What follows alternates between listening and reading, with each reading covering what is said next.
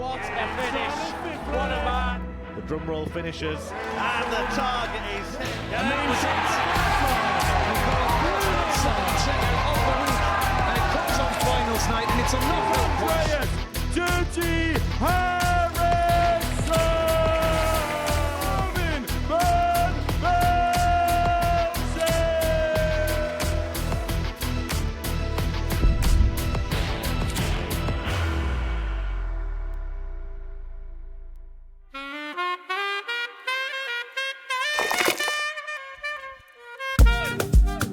It's decent from Everett so far.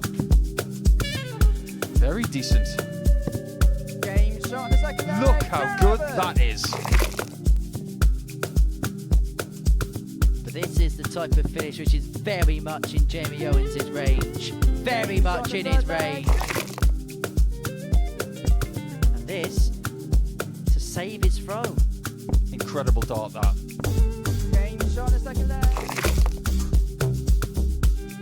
But hang on a second. To break back, double 14. Cannot tell you how good that finish is.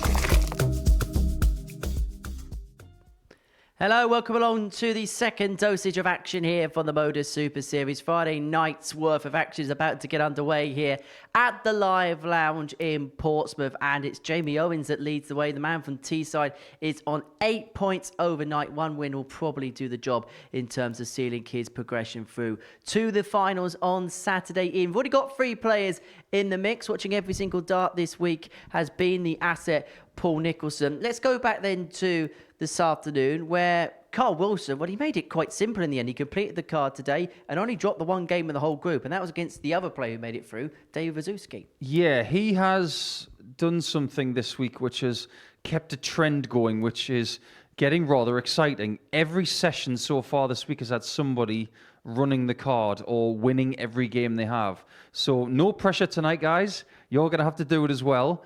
But yes, Carl Wilson has looked very measured this week.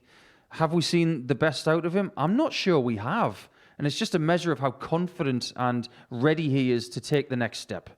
So Carl Wilson's through. Dave Wazuski just about managed to make it through Group C. Kurt Parry won Group A on Wednesday afternoon. And tonight we'll see the culmination of Group B, where Rhys Robinson, Mark Mcgin, Jamie Owens, Ted Evans and Rhys Colley will all go head-to-head.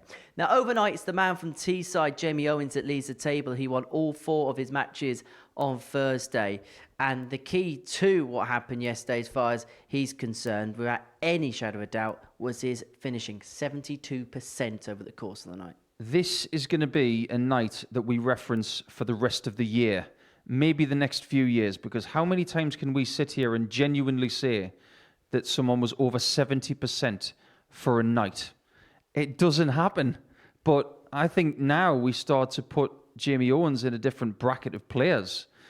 We think he's got potential. He comes here, he has a good first week. He's been here again after that, another good week. But the thing is, if you're doing that, if he can get some scoring proven in with finishing like that, there's no telling what he could possibly do, because great players have been here over the last 2.5 years. Not many have finished that way.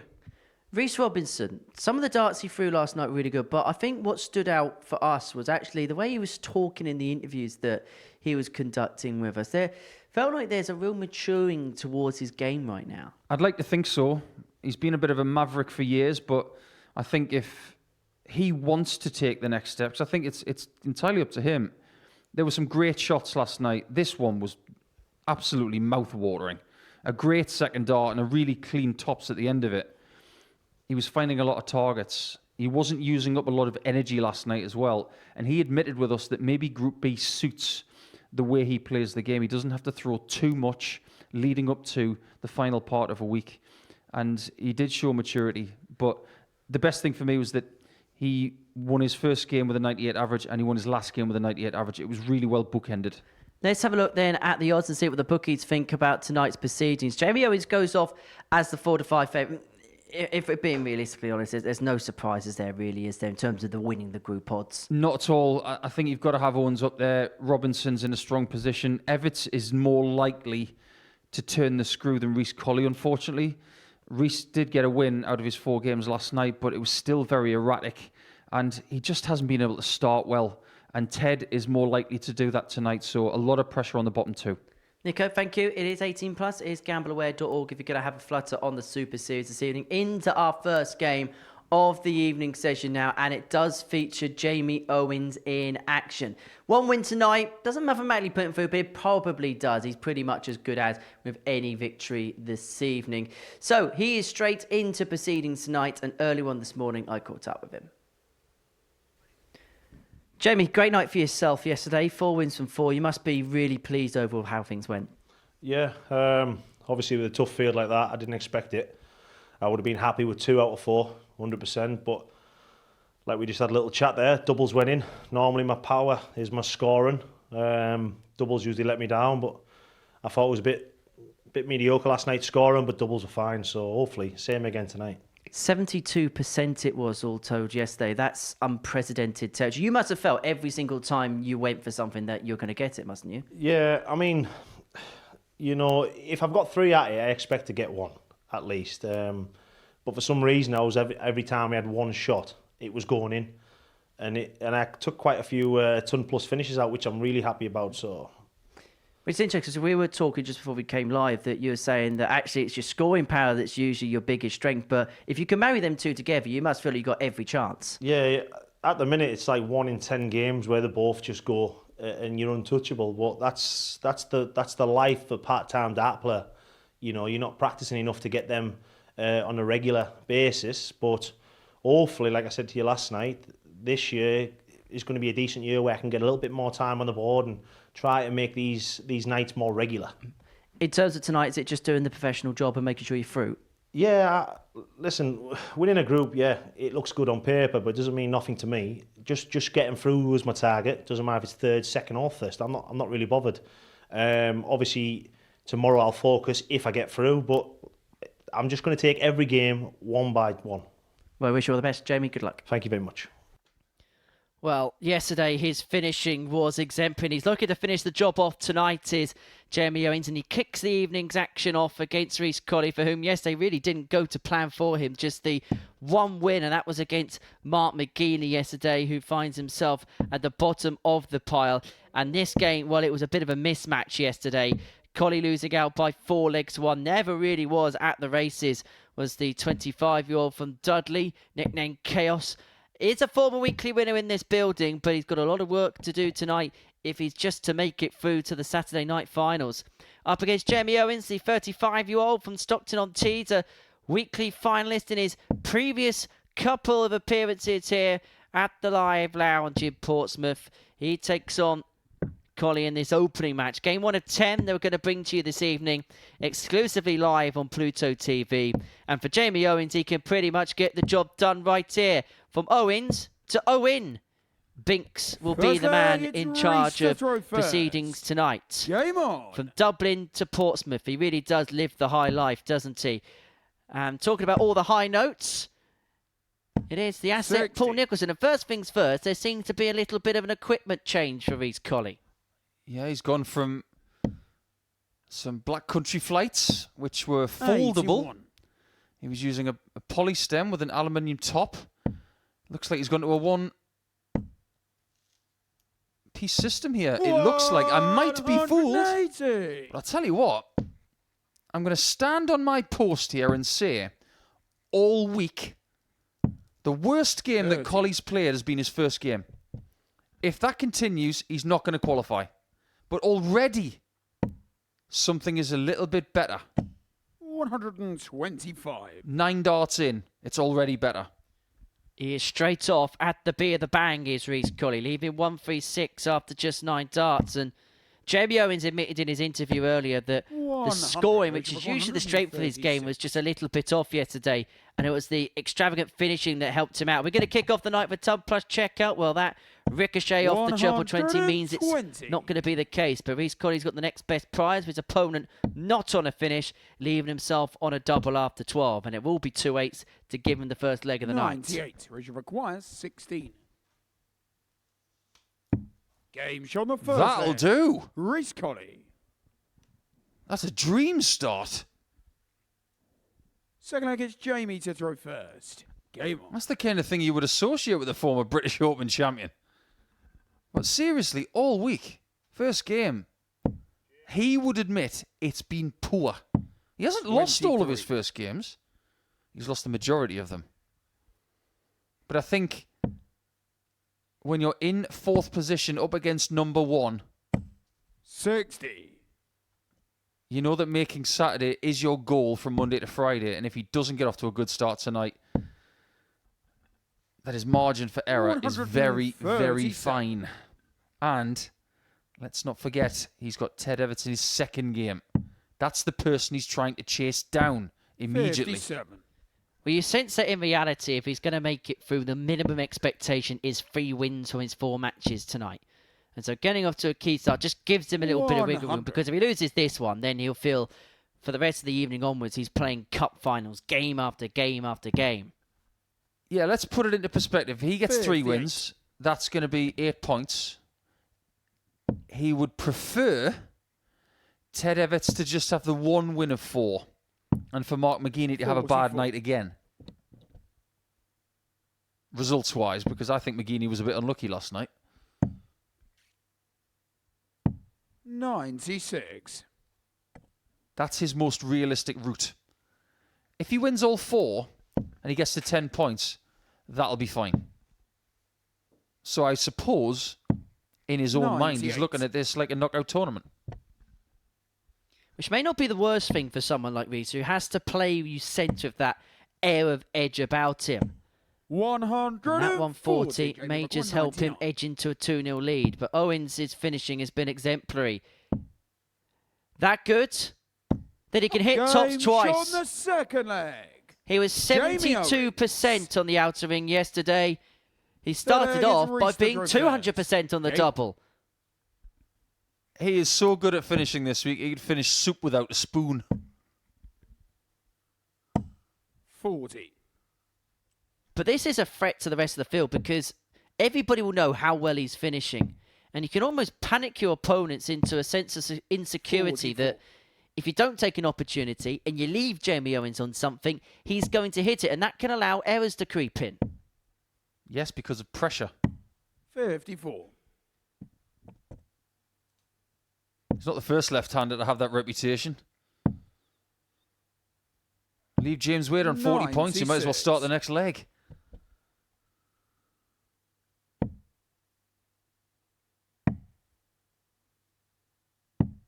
$42. I think these are just different flights. I think the stems are still plastic at the bottom, aluminium top. They're different colour. 100. I'm not 100% sure which flights he's using. But it already looks like they've got a little bit of a better balance. 94. If we were to be fair about Reese's week, would it, in terms of an assessment, be a case of not really getting going? 46. Yeah, I think so. I think I said last night that he should be proud of the fact that he's in Group B, even though he hasn't played anywhere near his best. 122. Heaven forbid. If he'd played his best this week, what would he have done?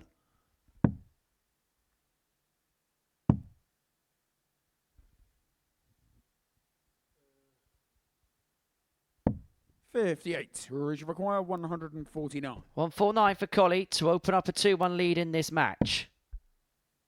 And you feel like against Jamie Owens, these are opportunities you have to take. Any opportunity may well be the only opportunity you get in a 133, leg. Jamie, Because if he finds the 2 157. triples here, the odds would suggest that he's 70% likely to hit tops. 78 left.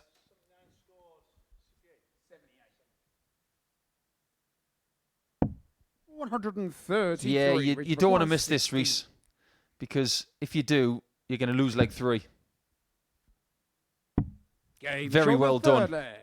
Reese Colley. I think he's ready to go to the mattresses here. Do you know what that means? It's a Godfather Fullback reference. is Jamie to throw first. You got to go to Game. war.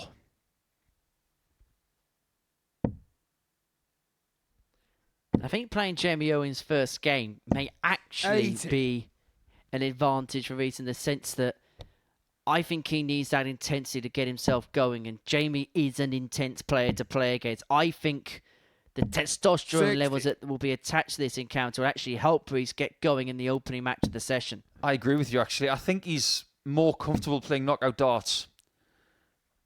When there's no more 39. second chances, he's a better player. You look at what he's won. World Open, British Open, England Masters. The way he's played in the last 3.5 legs, it really does speak for itself. Because this is easily 15 points better average-wise than any first game he's played this week. 39. And it's feeling on the better end of performances he's put in this week, called told. I haven't really seen anything in terms of high 90s on Reese this week, but he's beginning to 180. really get into his groove now, and he's threatening to break a throw. 1-2-1 left after 9. 121. Reaching for 121.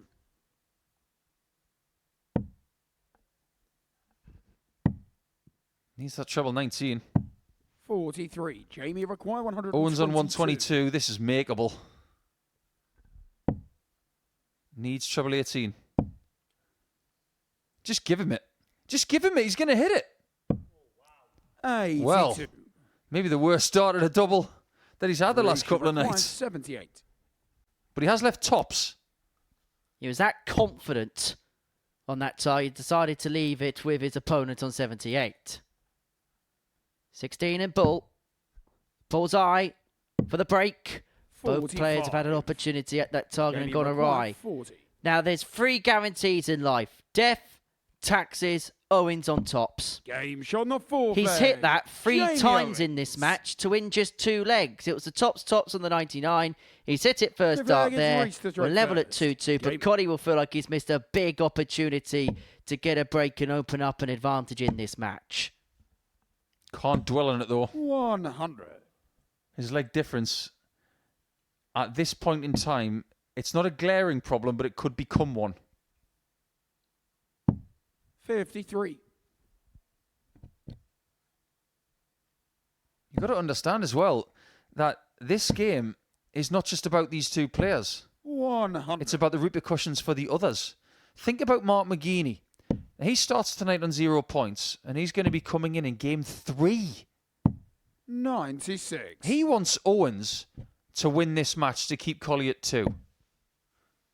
Then I suppose he'd want Robinson to take out Everts to keep 97. Everts at 4. That would give McGeaney the better chance of getting out of the bottom spot. 58. A win for Colley and a win for Everts is probably the worst case scenario for McGeaney. If that happens, I can't see him getting through 100. tonight. He might even be out before a dart is thrown. Well, McGinney would have liked what Jamie Owens has here. Game 1, game 3. 100. Reaching But require 104. you can't pick the schedule. Colley looking to pick off 104, and he's got 6 starts to do exactly that. He's had a couple just divert wide to the left and into the 5. 54. Leave himself on 50 to move himself a leg away. Jamie Owens hasn't lost a game in this group so far. He won each of his opening 4 on Thursday night. 96. But Colley Reaching could go with a require leg of putting a 50. spanner into those particular works. It's double top. It's 3-2 Game shot on Colley. the 5th leg. He's a leg Reece away Colley. from a massive win to begin his night. Every time I've checked his average, it's been 89. 6th leg, it's Jamie to throw It's first. really consistent Game through on. the game. Owens at 83. He's been susceptible this whole match. And it just goes to show sometimes 100. the dynamic of having the throw.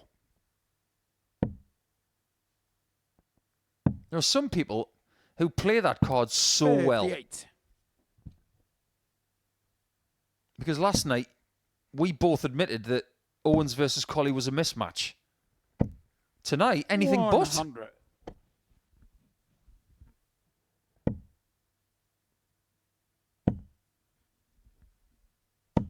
$85. But if you can't get the job done, when you get the chance, we have seen what can happen next. 123.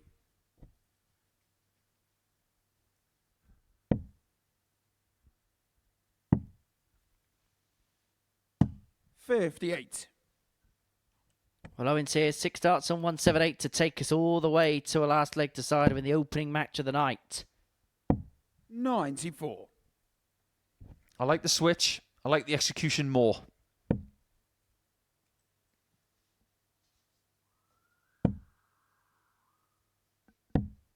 $44. Jamie require 84. Doesn't have to go the bull route. Just go for treble 8. That'll do. 68. And it's a rare miss at the outer ring. But he has afforded himself the luxury of time. 58. He wants the scoring power, Jamie require 60. allowing him to have some fallibilities on the finishing. But we didn't see him too much on this side last night. 8. Jamie, you could hear him cry. The first time we've heard any kind of frustration spill over. He is a player that will wear his heart on his sleeve, Jamie Owens. But things have gone so well, he hasn't had to Jamie remonstrate with himself at any 8. point. But if this doesn't go, Colley's left himself on a 2-darter to win it. This is a big dart. No Now score. there's a chance. Risha require 100. Even winning the game right here would keep Colley in 4th position, but it's a brilliant start if he can find it. Jamie Owens last night for the 60. session Jamie missed just require 10 darts at a double. 8. He's already missed 8 in this match.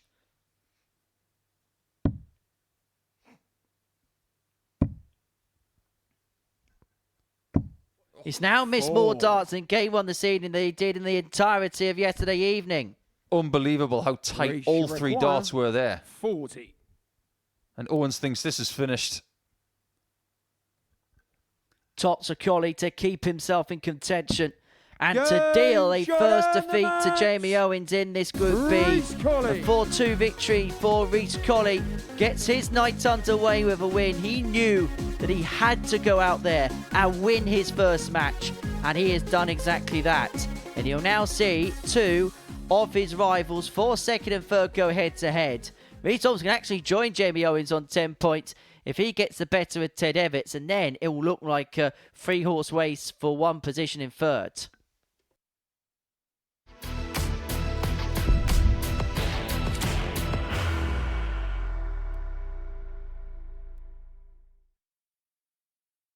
Are you ready to lift that trophy, Darius?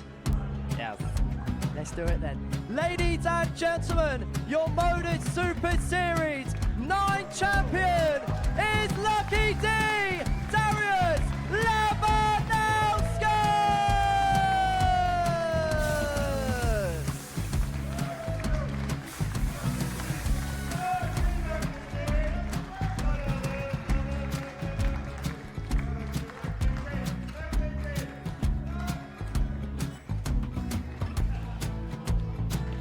Well, what a wonderful night of darts we have seen, and we are ready. Our champion is ready, and it's trophy time. So receive the trophy. £25,000. The new MODUS Super Series champion, the Terminator, Marvin Van Velzen.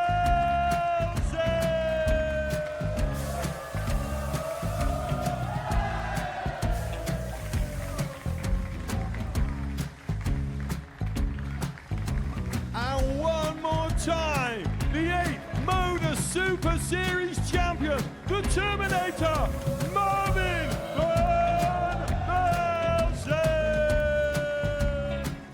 And the new MODUS Super Series champion is Andreas Dirty Harrison.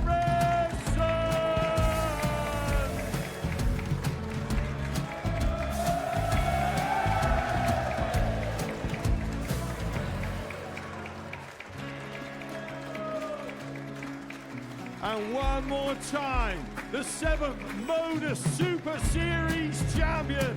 Give it up for Andreas Dirty Harrison!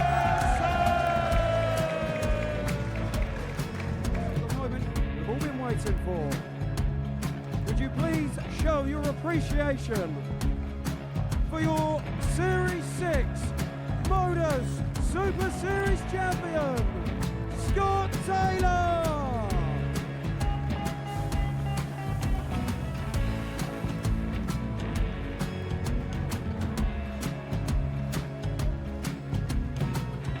One more time, your new MODUS Super Series champion.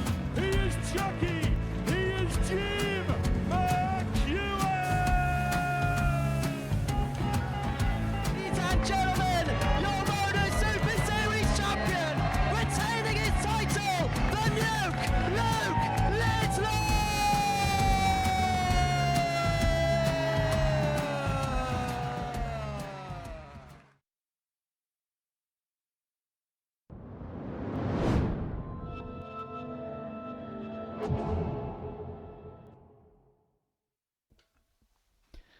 Welcome back to the MODUS Super Series, where Jamie Owens' victory parade in Group B has been put on hold. He lost out 4-2 to Rhys Colley in the opening match of the night session here at the Live Lounge in Portsmouth. Game 2 sees Rhys Robinson and Ted Evans go head-to-head. Robinson beginning the night on 6 points in the group, can go level with Jamie Owens on 8 if he can win this game, and he'd open up a 4-point gap from Evans and Colley, who are now both on 4. That was after Rhys's win before the break.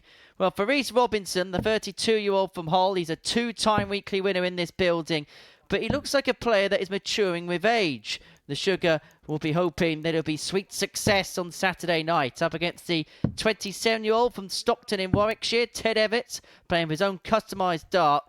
Perhaps a surprise, the best he's done here since dropping off tour is a semi-final. A player of his ability and a player of his reputation, many would expect would have done more than that. Did make the final a double trouble too, and went 2-0 up in that particular final against Robert Thornton before the Fawn rallied off 3 consecutive legs to win that particular title, his first one in this building.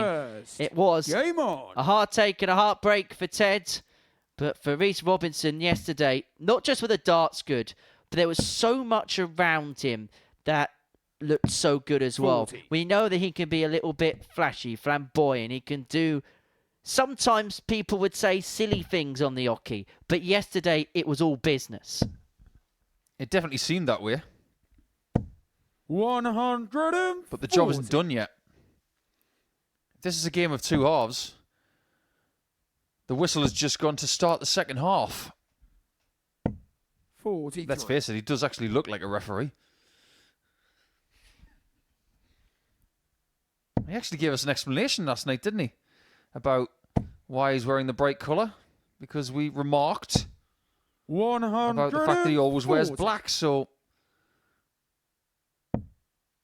Yeah, this is a little bit different to black. We actually said that it was kind of reminiscent to the work clothes that he wears because of the industry that he works in day to day. And so actually wearing the fluorescent colour makes him feel like he's going to work. So when he turns up here, he feels like he's in business. 100. In that case, Ted Evans needs to put on a chef jacket. Seen Steve Hine do it on the World Championship stage. Yeah, but he didn't play in it. 85. Ted Evans 121. Evans looking to cook up a storm in this opening leg, leaving himself on a finish against the darts after just 9. Went 25 first. On a single 19, will leave himself double top. But that was just too leisurely. It was almost as if he thought the single 19 was a guarantee there. Single numbers are never a guarantee. Isn't that right, Ted? 26. The only thing that works fortuitously for him is the fact that Robertson is nowhere to be seen. It's a mistake, but it's a mistake he should get away with. 2 4s. Doesn't want to come inside. Game Pins the double. He atones for the error on the previous visit. Evans, 1 up with the break. Second leg, it's Ted. It's a good start from Mr. Evans.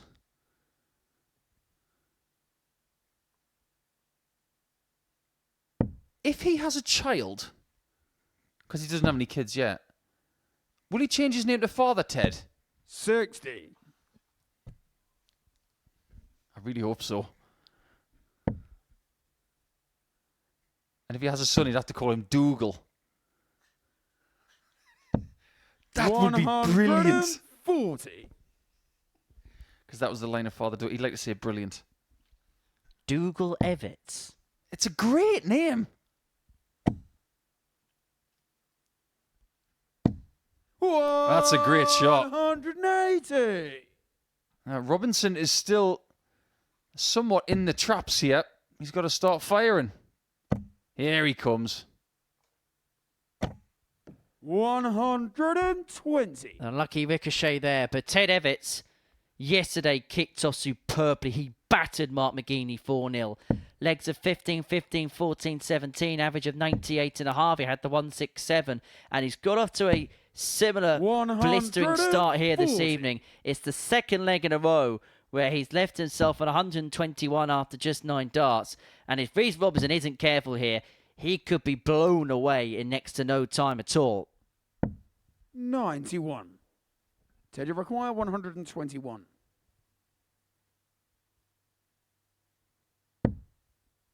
Decides to go a different route this time. 57. Just a little safe. Require 150. He's trying to hit his own flight on dart 1 to nestle it in the 60, but missed the target. Stay or move? Just didn't get the collision he wanted. Clip the other side. Well, Everts in the previous leg had a little bit of a safety net 98. to Teddy require finish things off. 64. He hasn't got that here. If he doesn't find this 64, Robinson should get 2 darts at a targeted choice. It's going to be 1.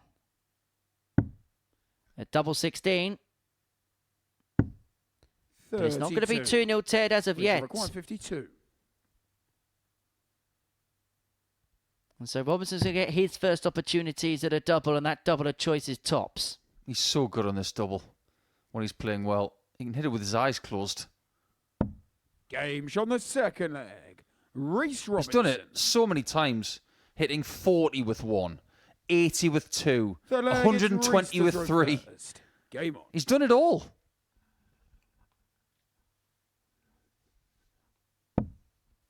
It's a really good leg.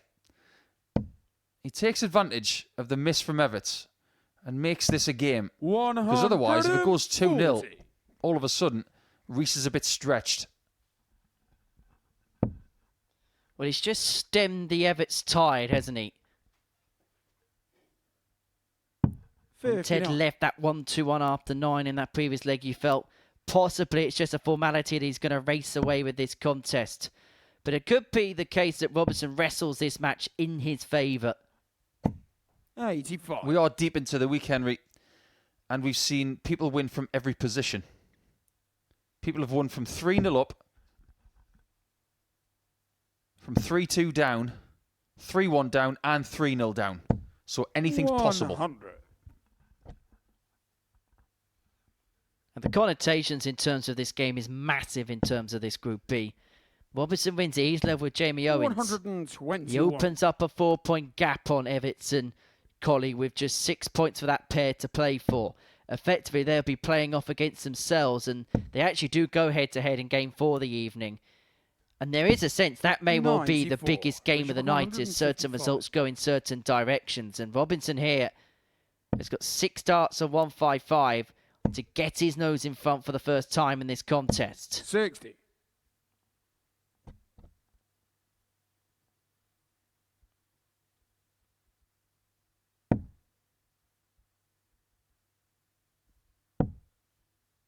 It almost feels as if Robinson has weathered the storm here. 44. Reece require 95.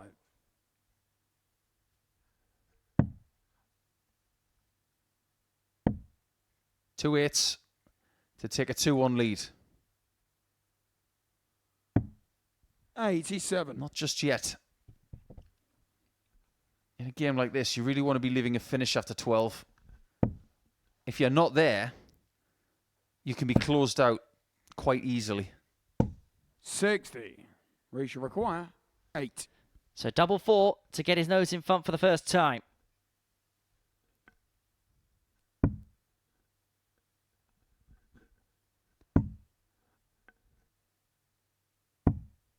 Double 4 not found to go in front for the first time. Evans took out a 148 and a 167 yesterday. Is he going to add a 144 to his catalogue? He did have a 144 on Monday. His very last shot of the day.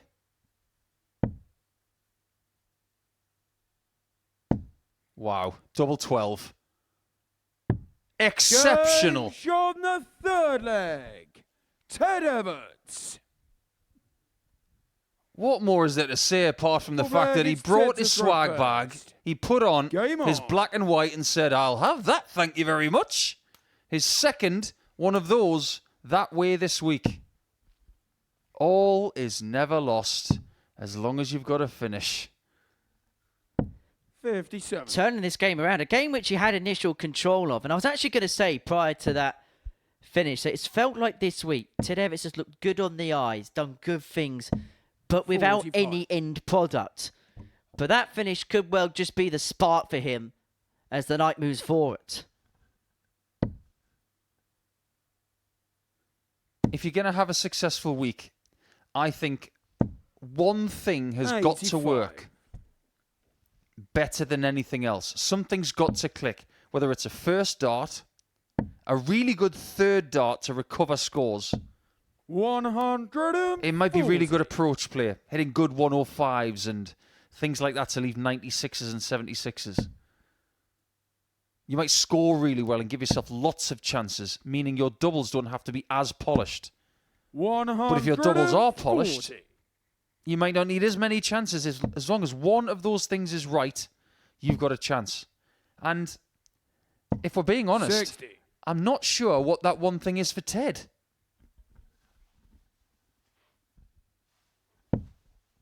But could he be the type of player, and we've seen it before here at the Super Series, that sneaks his way 59. through the group stages, and then when it gets to Saturday, it just suddenly all comes into place?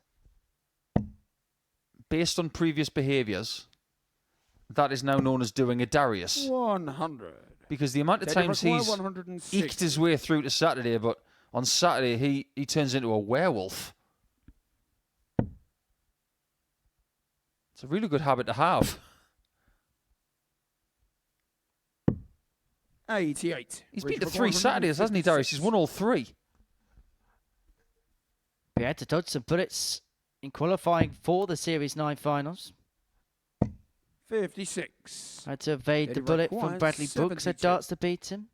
Carl Wilson had the opportunity to beat him. Well, look at this right here. It's amazing what can happen when you get a big out.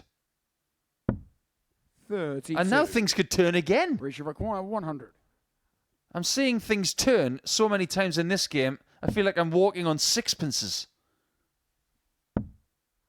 We've already seen one top slots finish tonight. Add another to the Game collection. shot on the fourth leg. Reece Robinson hits back and Reece hits back Robinson. hard. The 144 was Fifth leg, it's netted Reece from the Evans in the first. previous leg. Game on. It may be smaller in number, but it's bigger by impact.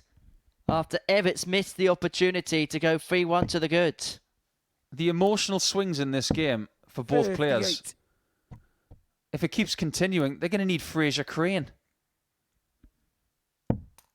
This is a real head scratcher, this game. Averages mean absolutely nothing. 130. Percentages on doubles, they mean absolutely nothing.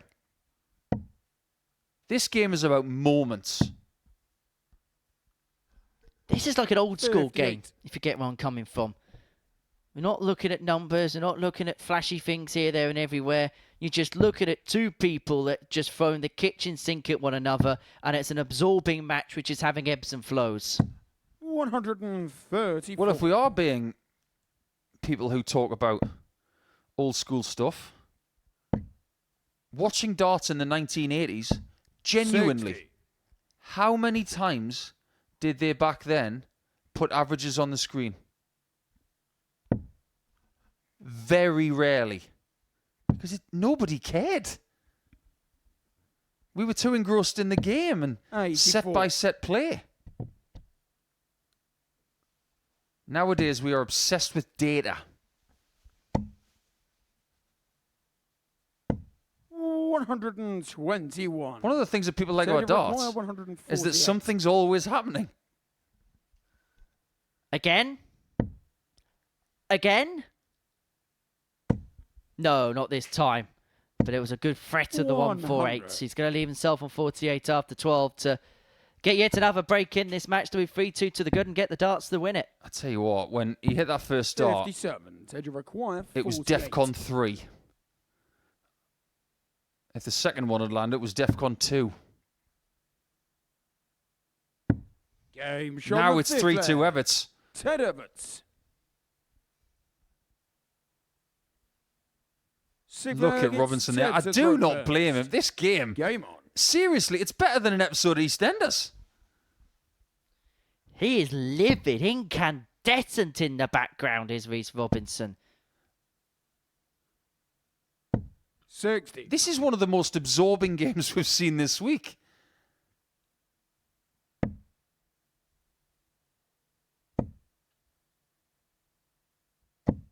$83. Come on, he says. A focus to the head, he says.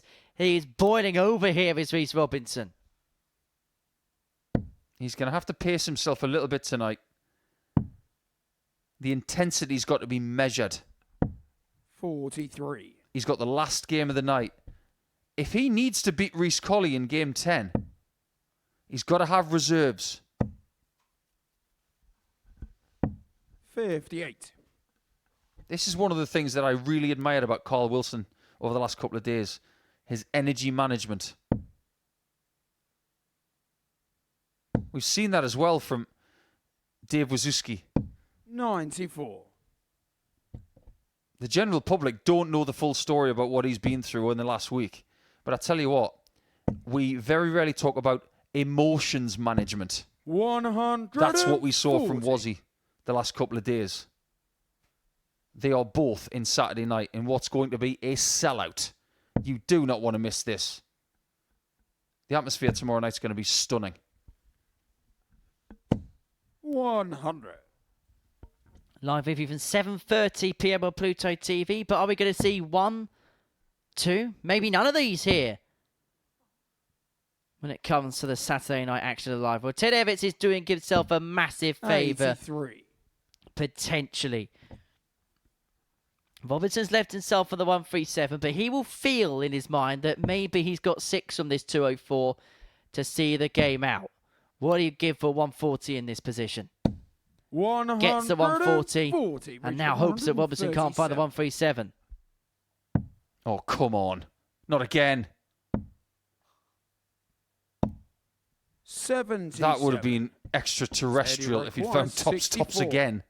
But now Everts gets his chance to put him away before there's any more bother. Missed it earlier. On double 16, but this time he's got a marker. In a game of ebbs and flows, it's Everts that wins. Ted Everts. Super Ted off to a super start on this Friday night. He gets the better of Reece Robinson by 4 legs to 2. Reece hit by a couple of haymakers in that match. And towards the end, it looked like his frustration was just beginning to bubble over. Everts to a 4-2 win. Coming up next is Jamie Owens up against Mark Mcgin.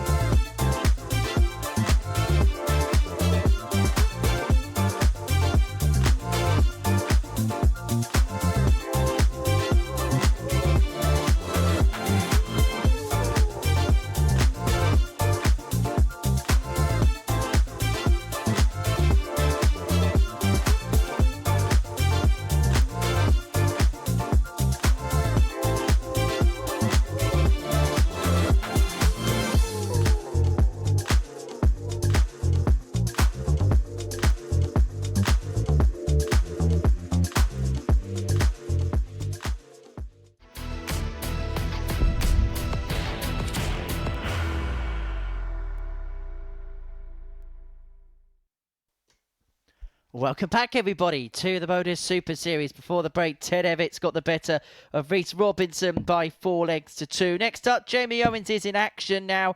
He lost his opening game of the evening to Reece Colley, his first defeat in Group B. However, the result for Ted Evans there before the break has helped him out to a certain extent, although the gaps have kind of reduced on him a little bit. He'll move on to 10 points. He'll move himself into a position of safety if he was to get the better of Mark Mcgin here, the 35-year-old from Stockton-on-Tees. Finalist the last time he was here. Up against Mark Mcgin, the 52-year-old from Stockport in Lancashire. Former finalist once again here at the Super Series. The Gladiator, who of course made it through to the Lakeside final famously in 2018. Twice a winner of the Dutch Open, winner of the British Open. Numerous Selzy events over the years. This is a man that knows how to win. But he's going to have to draw out all of those qualities this evening. First leg, having it's not Jamie picked up a to throw point first. during the opening Game night's on. worth of action. Simply put, he has to get going from the very first start tonight. Yes, that has to be the case. And if we survey the table, 140. we have Everton Robinson on 6 points apiece. The most realistic route for Mcgin to 83. pull the rabbit out of the hat is for Everts to lose his remaining 3 games, Robinson to lose his 3 remaining games, and Mcgin to win all 4. 80. If that happens, he will make it. Meaning there's still a possibility that Everts and Robinson can both be eliminated. 140. We have seen miracles happen before. You may remember the week where Mike Warburton didn't have a point to his name going into Friday, then reeled off. He only needed 3 wins from 4 that night in the end to make it 58. through. Now, that does seldom happen here at the Super Series, but there are examples of times where players can have fallible first days, but then still be able to cross the finishing post. 81. You've got to remember that Mcgin is starting with a leg difference that is vastly behind. Doesn't just need wins, he needs wins by margins. 59. We did say that Mark is from Stockport, a very dartsy town. Aspinall, Fitton, O'Shea, many others. 100. He's actually living in David Northamptonshire McGuire, now. 164. Hello, bullseye.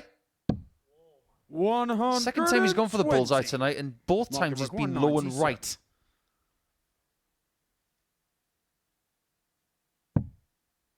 Isn't that a beautiful dart? Double top. Game shown the Stunning first check leg. out. A great start Mark to the night for Mcgin. Gladiator. On the board, 1-0. And Second for leg, Jamie it's Mark Owens, to throw first. everything that went Game. so right yesterday is beginning to go so wrong this evening.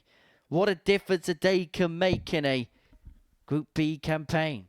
Well, with a start like tonight for Jamie, 180. you would liken it to having lace-up shoes, and then they get in a bit of a tiz and everything's a bit tangled.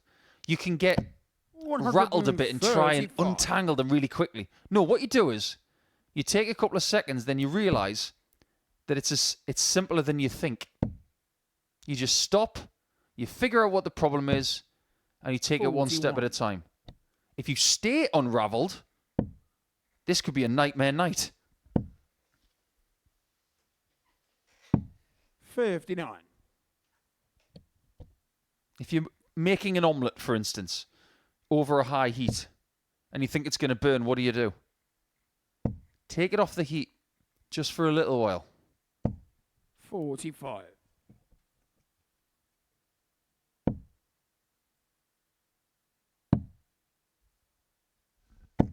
97. This hasn't really caught fire, has it, as of yet? But Mcgin will be happy with the state of play in this match. 43. I think what you're looking at here with a left-hander and a right-hander, are two very measured players. 140. It's not rat-a-tat-tat. It's very much aiming points before a dart is thrown. In very different ways. Because if you look at Jamie, there's 85. always Jamie something requires moving. 70. Whereas Mark has got that definitive stop. Tops. Game Nothing on wrong the with that. second leg. Back to normal. Jamie Owens. Maybe the radar is back for Jamie Owens. Level we are, one apiece. Third And leg crucially is for Jamie him, to throw first. having been broken in the opening Game. leg, he has managed to get this game back to the kilt it was at when the first dart was thrown. He really isn't a happy bunny tonight, is he? I wonder if he's still smarting from the performance in game one. 134. Well, he said to you earlier tonight, he wasn't bothered about first, second or third as long as he's in the top three and in Saturday because that's the mission. I actually quite like that 100. because it really doesn't make any difference. Financially it does. But does that give you an insight into the big 58. picture? He's not really bothered about the money. He's bothered about being the last man standing at the end of week 5. Well, the thing is, if you win the week, you win $5,000 more than what you get for any position in Group B anyway. I don't even think that's coming into 121. the equation. I think he wants to have the medal. He wants to have the invite to Champions Week to try and create a bit of progression for himself. But it would definitely be a 96. step in the right direction. And he's beginning to move in the right direction in this game.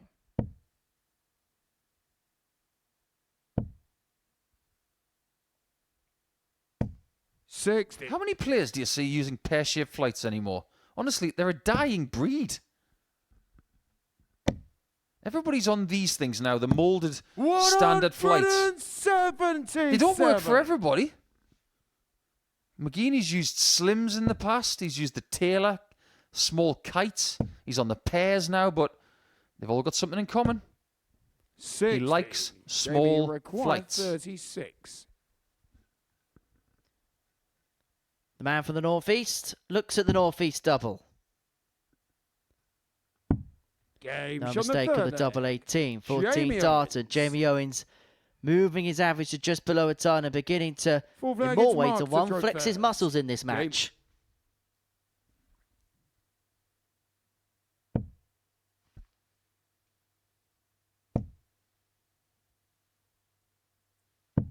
Game. 59. Who've Middlesbrough got this weekend? I'm surprised you don't know that off the top of your head. 104. They lost tonight 2-1 to Bristol City. Oh, no.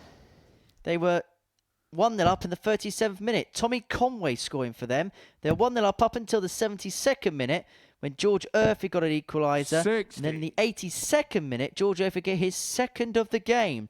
And so that means in terms of the EFL Championship table, Middlesbrough now find themselves 11th, 44 points from 58. 33 games, 5 points adrift of Bristol City, who now move into a playoff position, with West Brom, Coventry and Watford all above them to play tomorrow.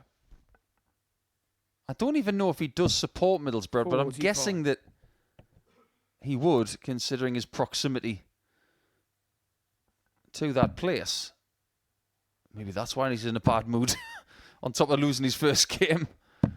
95. And of the Middlesbrough supporters I know, when they lose, Borough fans do go in a really sour mood for a few hours, especially in social media. 48. Mind you, spare thought for Chris Murphy. Sheffield Wednesday lost 4-0 to Burnley tonight. 168. Incredible from Jamie. Are you telling me that Burnley had another clean sheet? Yes, and they actually scored some goals this time. Unbelievable. What a defence they've got. Not conceded since 46. December the 21st. It's felt like Jamie at times required 40. Jamie Owens hasn't missed opportunities since December the 21st.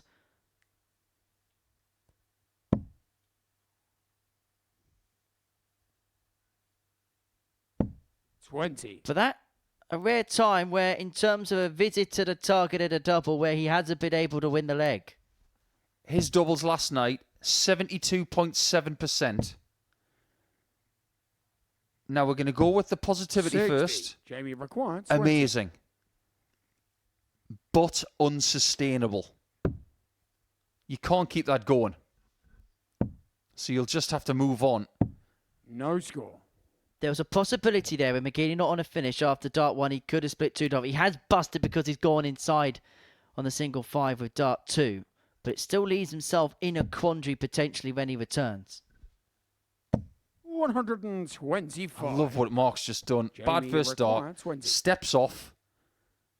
Takes him any time out and then fixes it. Does it pressurize?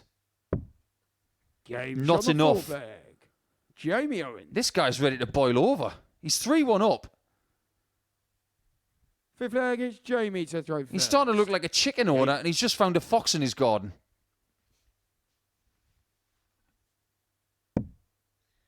This is, for me, and I can kind of say it's because I can kind of relate to it. 95. This is, I think, where maybe the part of Jamie being a footballer can actually come into play, because when you're involved at a club or you're in a dressing room, 85. even when you win, if you don't win pretty, there's a sense of it's still not good enough despite the fact you've got the points. It happens in dressing rooms up and down the country. And I just wonder whether there is a spillover effect at times for Jamie that comes into the darts, that dressing room mentality that you would have at lower league level. We can speculate. 59. But he did say to us yesterday that the difference between a team sport and playing this is that he's up there on his own. He's got nobody to back him up. 59. And in this sport, the players don't surround the referee and keep yapping on, which is my biggest gripe. 81.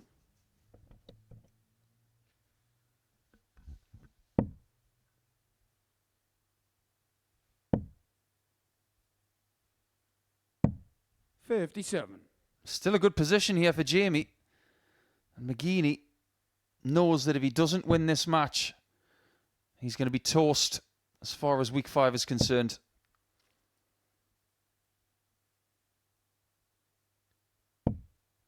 $30. And 6 Jamie starts from required 150 is very comfortable for Jamie.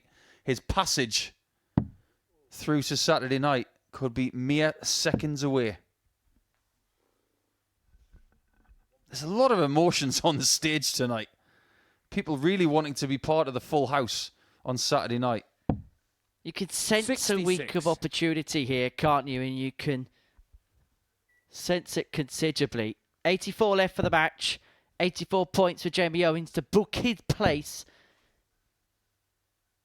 into Saturday 100. night's final. Jamie require 84.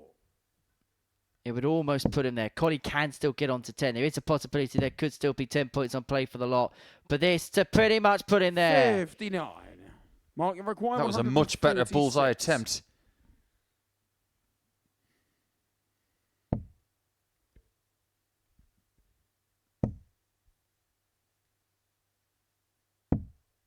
A good switch there from Mark, but the writing could be on the wall. To pretty much seal his place through. He'd have to wait his fate, but he's almost there. Jamie Owens can pretty much dot the I's and wait for the T's to be crossed. The man from T-side has got to the magical 10-point mark. He should be there, but he's not confirmed to be there yet. Because Mark Mcgin is yet to pick up a point, and still 4 players can finish on 10. Although he has got a healthy lead in terms of legs difference. He's probably, but not definitely through. Owens 4, Mcgin 1. Televic can actually send him through if he can get the better of his Colley after the break.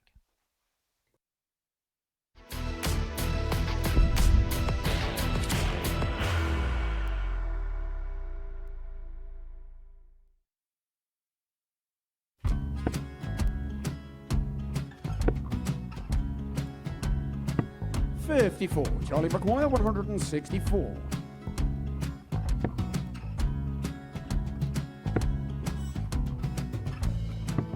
$44.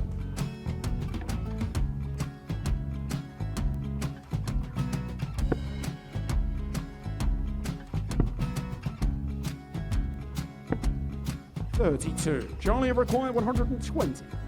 Well, 120. He's got a fair, at least 2 handfuls of this.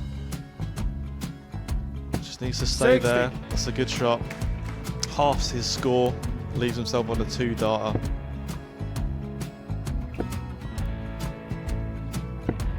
$26. Charlie Time on his required side 60.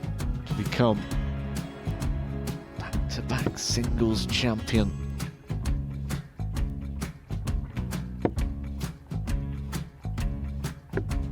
$40. Definitely a couple of nerves in those last 2 darts. But he'll be coming back.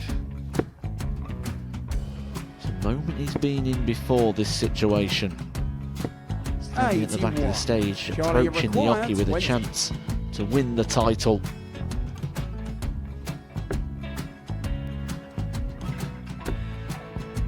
He did this to win the first title, if you remember. 11. I think he's gone. Georgia I think require he's gone to 180. bust it, maybe. The first title he won, he wanted 20. He went 6-7-7 to win it. He had a chance to replicate it again. Yeah, I get the feeling that was for a bust, and 39. on that situation there, George Scaife wasn't even 9. able to take it out going to the 18s on that switch. Yeah, I think he just panicked a bit, but he's done well to get that big one. Sometimes can be the hardest part. Georgia requires This is it. 79. It's got to be 19s. It's got to be 19s for this shot. Big 20 and a double. He's got the first one. He's going to get a match dart here.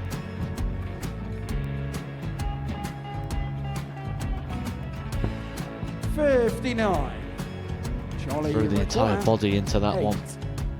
Just didn't want to let go of the dart.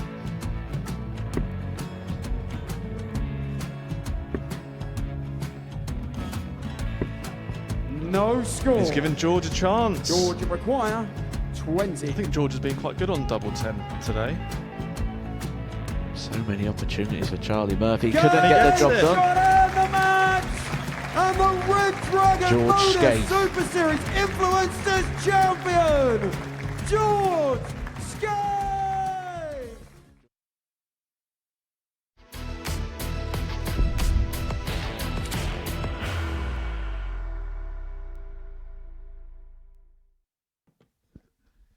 Welcome back to the MODUS Super Series. Before the break, Jamie Owens got the better of Mark Mcgin by 4 legs to 1. That has pretty much secured his progression through. It would be sealed if Ted Evans gets the better of Reece Colley in this match. Game 4 of the evening session.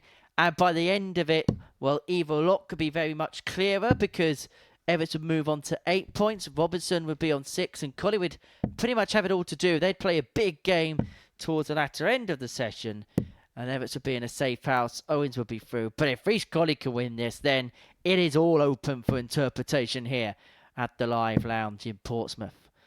Game 4 of the evening session.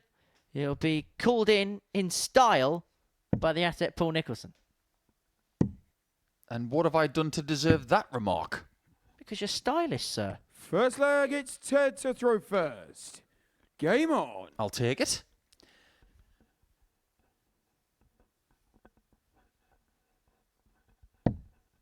Yeah, this is getting really interesting in the middle of the table, isn't it? Reece Robinson didn't enjoy the fact that he lost his first game to 46. Ted. But come what may, he's got the game in hand. He's playing Mcgin in game 5. 125. And now that Mcgini's all but eliminated, people are going to target him to get those 2 points that they desperately crave. 100.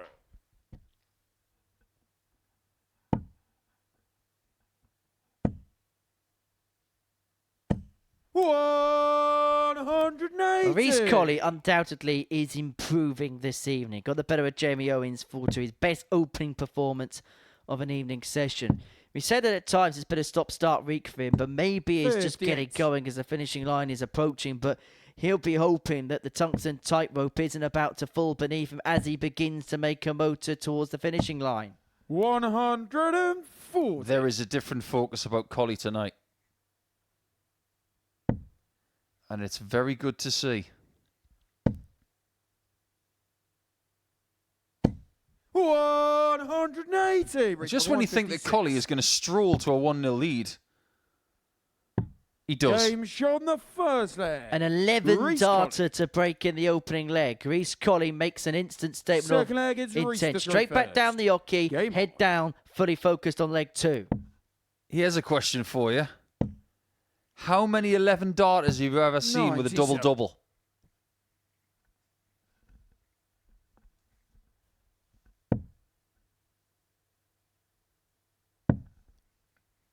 I can only say one. The one we've just seen.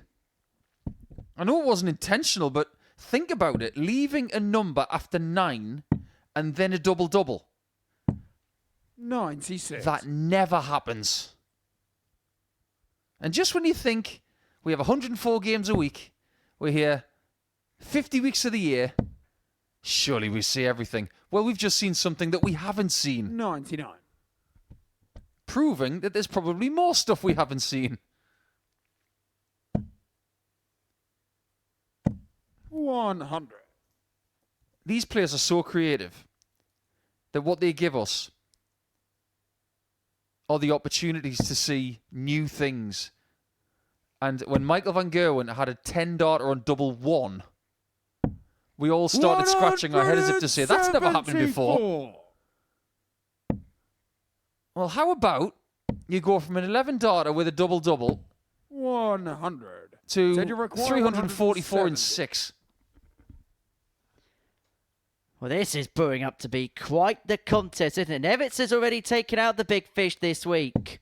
The first time was so nice, he decided he couldn't be bothered to do it again. 134. Richard require 108. And here's Reece just poised to swoop in. Tops. Oh, boy. Game shot on the This is second A-grade, leg. Colley. Reece Colley. This is British Open champion Reece Colley. He's Third turned leg, up it's set to throw finally. First. Game on. Well, they say better late than never. And for Reece Colley, knowing that his Super Series life is on the line, is battling back and battling back 99. well.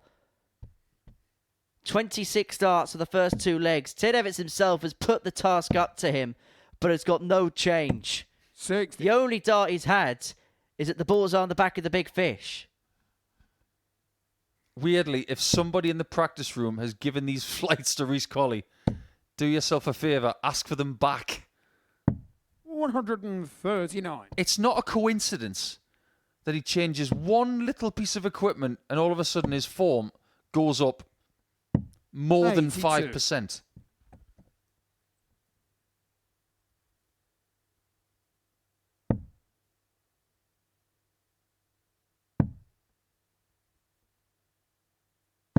It 96. happens a lot, you know, in practice rooms, especially here. People see something, oh, I like that. Have you got a spare set of those? Can I try them? Next thing you know, you don't get them back. 180. Teddy Rock 100. It happened to Tommy Morris.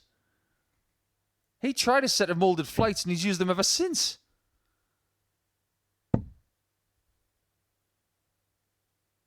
$59.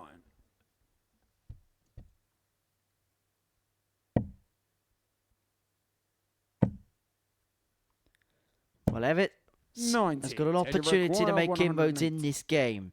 But it's the 108 that Colley hit in the previous leg, which is what he's looking at here to get himself on the board. He can get past that. But on this occasion, he doesn't. 56. Now that last dart from Richard Colley 189. to get the treble 20 for a 90 score, that could be the crucial bit here.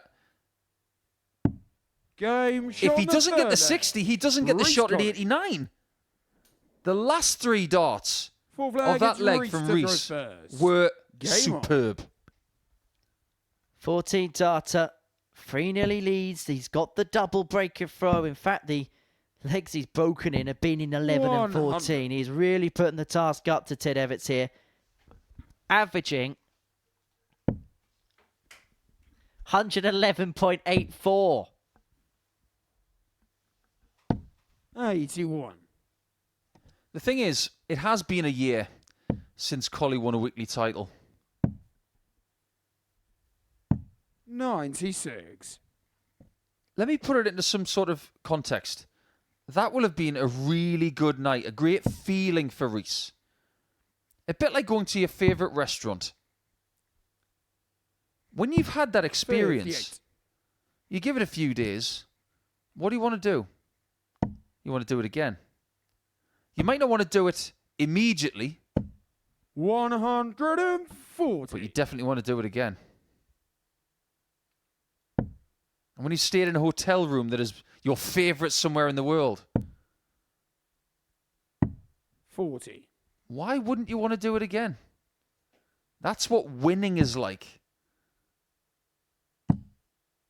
Winning is a feeling and it's addictive. 98. But getting it is hard.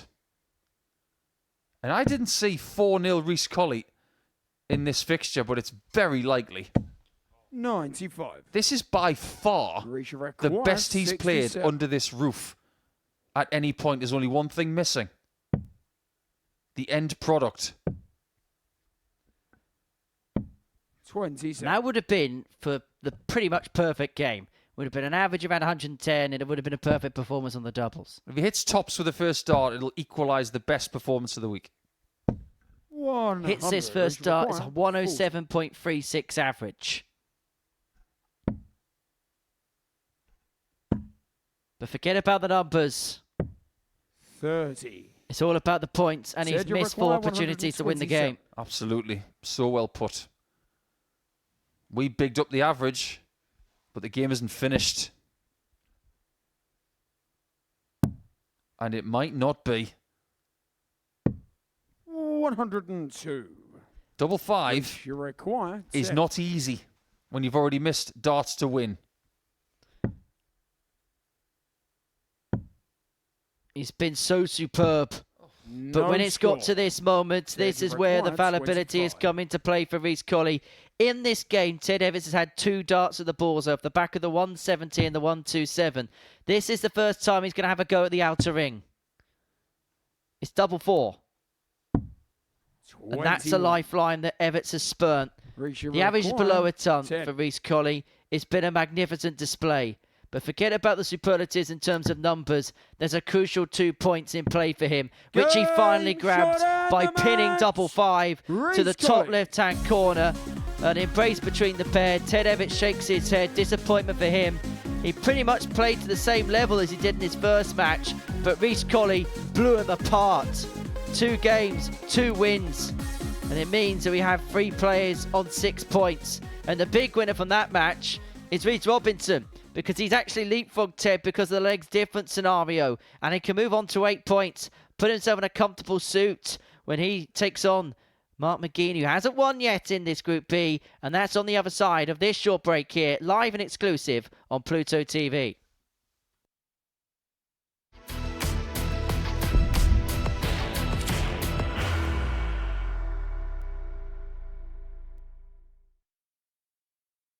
Are you ready to lift that trophy, Darius? Yes. Let's do it then. Ladies and gentlemen, your MODUS Super Series 9 champion is Lucky D, Darius Labanowski!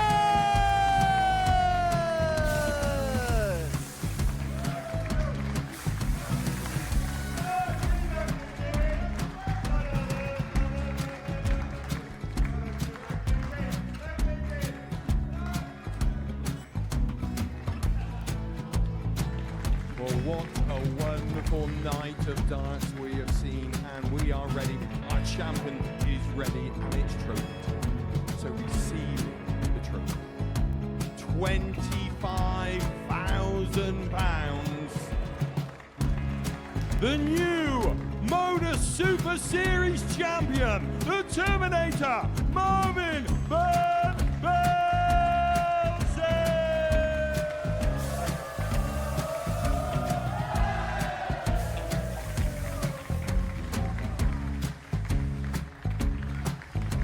And one more time, the 8th MODUS Super Series champion, the Terminator, Marvin Van Velzen.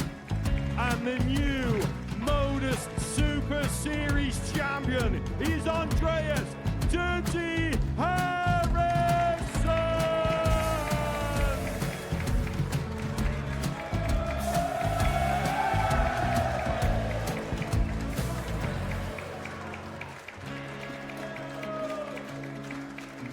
And one more time, the 7th MODUS Super Series champion.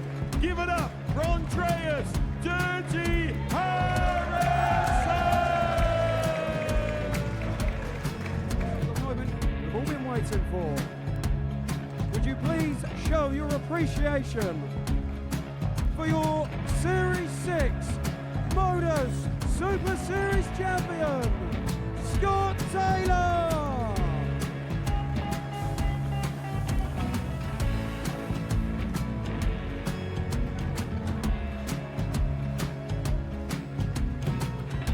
One more time, your new MODUS Super Series champion. He is Chucky. He is Jim McGin. Ladies and gentlemen, your MODUS Super Series champion, retaining his title, the Luke Ledlow!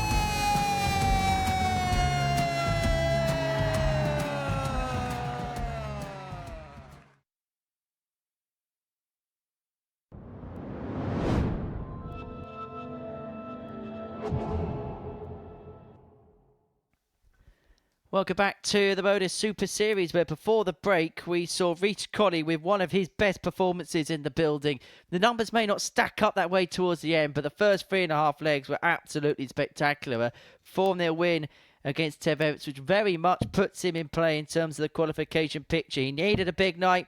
He needed a big start. 2 wins from 2 and 2 decent wins as well means that he finds himself on 6 points. 3 players find themselves on that mark, including Reece Robinson, who's in action now against Mcgin. He's still searching for that first win on the Live Lounge stage this week. If he can pick up one here, well, he wouldn't actually be out of the equation, but he'd be able to provide some absolute chaos for the remainder of the session.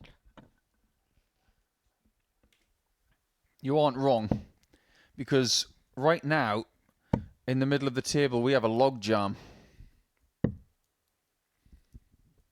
First leg, it's Mark to throw first. Game on. These players have been beavering away, and we've got tree trunks all over the dam. 6 points Robinson, 6 points Everett, 6 points Colley. 100. Jamie Owens at the top of the tree saying, "You're right down there, lads." Well, first things first. Mcgin, he's gone back to the 58. tried and tested. The experiment on the previous equipment has failed. He's gone back to the type of darts that we saw him make Lakeside Finals et al. With. Ah, the old gladiator kites. 140. Thing is, when you are going through a process of rediscovery, because he is, 26. if you think you find a piece of equipment that works, doing it in practice is one thing. At some point, you've got to try it and test it in a game pressure situation. He's done that in the last 5 games he's played here. He feels that it's got to the point where he wants to use something that has been tried and tested. 140. Not against it whatsoever. I'm actually for trying the change.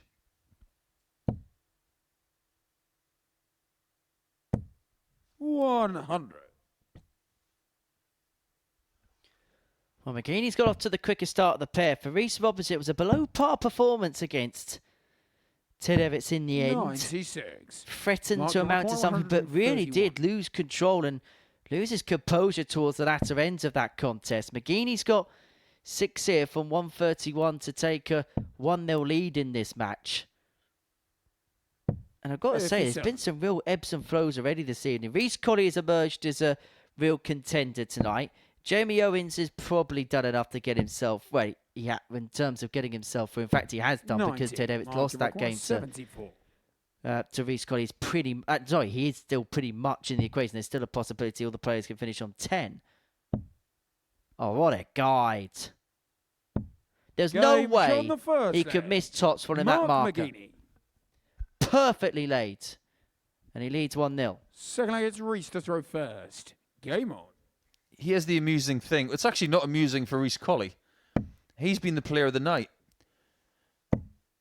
And unless Robinson loses heavily here, 140. Colley's still going to be 4th. Strange evening's proceedings here at the Live Lounge in Portsmouth. Cue the lights! It's a Max Mcgin. 180. I like it.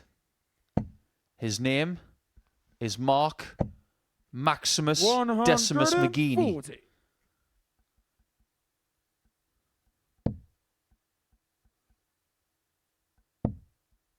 I would go further, but it would just be cheesy. 40. He's called Gladiator. What do you expect?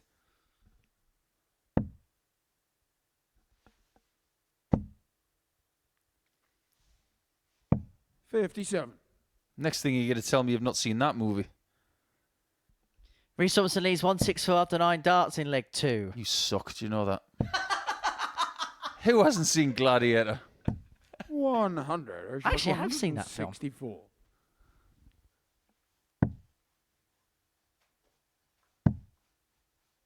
All right, I'm going to test you on it in a second. TV show was better. 100. Get out.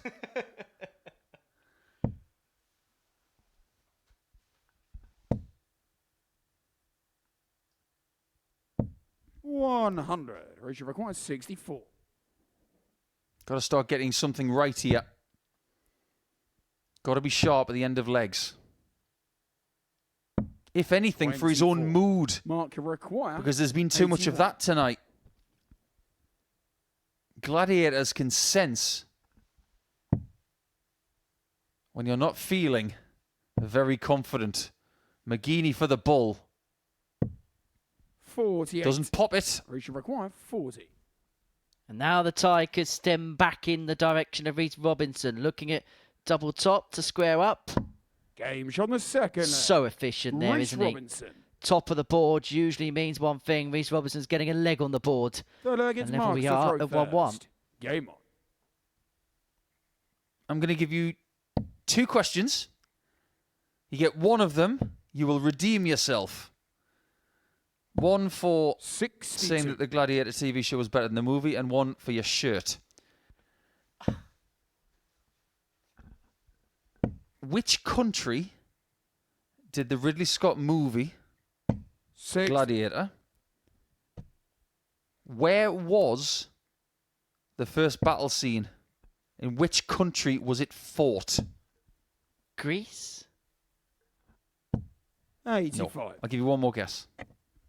All I know is this is Sparta. Is that the wrong? No. It's actually the wrong 100. movie. Oh, right, okay. So maybe I've not seen Gladiator. Maybe I've seen All the right. other one. Okay. Okay, I'll let you off for that one. It was Germania. When it was called that. In Roman times. 95. Which country is Russell Crowe's character from?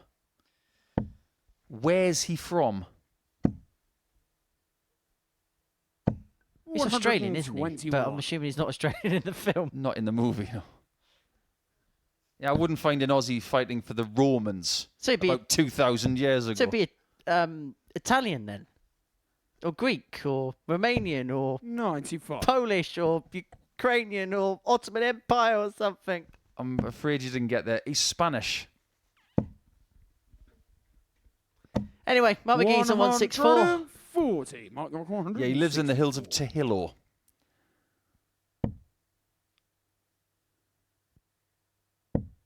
Oh, Mark, you were teasing us. And he fancied it as well, didn't he? Gritted his teeth when he missed the 54. He was always going to go tops. It's always his play. Always his play. 60. Mark, you require 32. A low double Game shot on the for a third. low-lying dart. Mark McGin. When it lays down the way as his do, the lower doubles will always be very advantageous. 2-1 Mcgin. Fourth leg against Reese to throw first. Game on. He only got one leg against Robinson yesterday. But he's playing better today. 140. Much better. 40. Averaging exactly 90 after 3 legs. We see it a lot from players like Mark. That we 60. know how quality-ridden they are as players, but just going through that period of their career where they're just going through that transition, just kind of working out where they are in terms of darts, in terms of where they are in the landscape. I mean, we did record a feature with Mark earlier on the scene, which you will see on Pluto TV 58. in due course. And the last question we asked was, what's your ambitions moving forward? And he still believes there's a major title in him in this side of the sport. 70. Which one do you think? I mean, this is possibly at the moment the most likely because of the circuits he's playing. You're thinking 99. a Super Series title. The Champions League, yeah, which for me is a major at this level.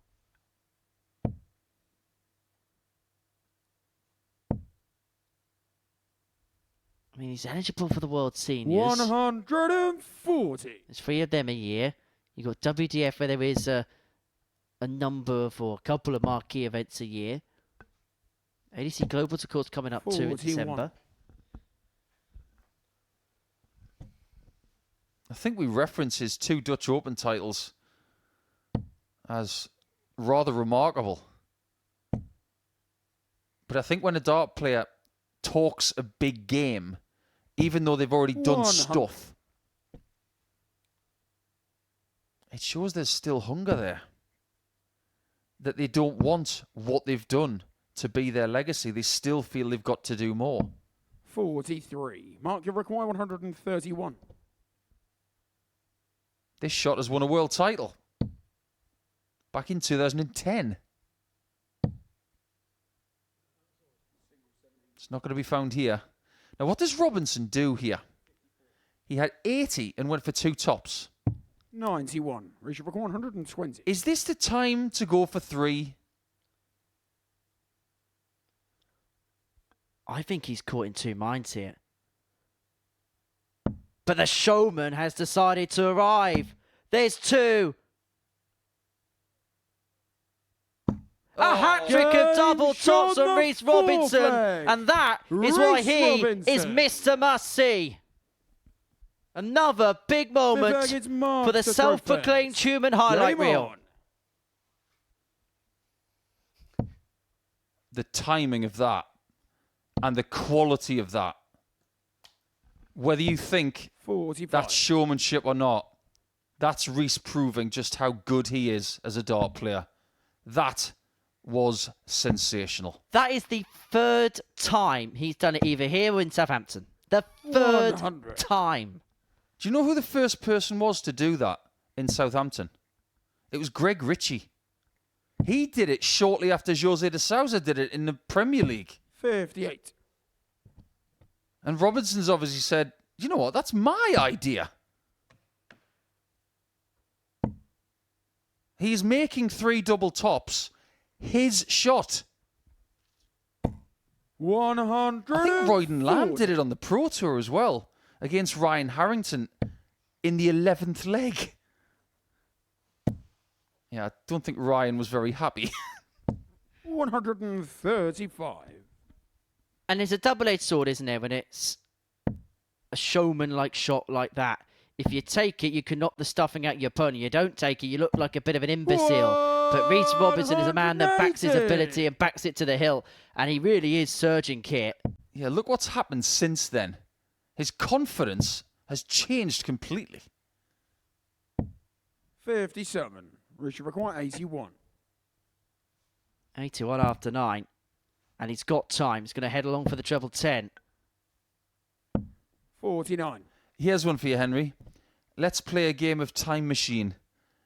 Imagine Reece Robinson around 2005 doing that on the Winter Garden stage against Kevin Painter. How do you think that would be 45. received? We should require 32. I don't think Kev would be overly happy. Yeah, exactly. And I don't think Game McGin's on too the happy about the fifth fact that leg. Robinson Reece has Robinson. overtaken him with some exceptional darts in the last couple of legs. Sixth leg, it's McGin was the Reece better that's player. first. Game on. But he has been overtaken.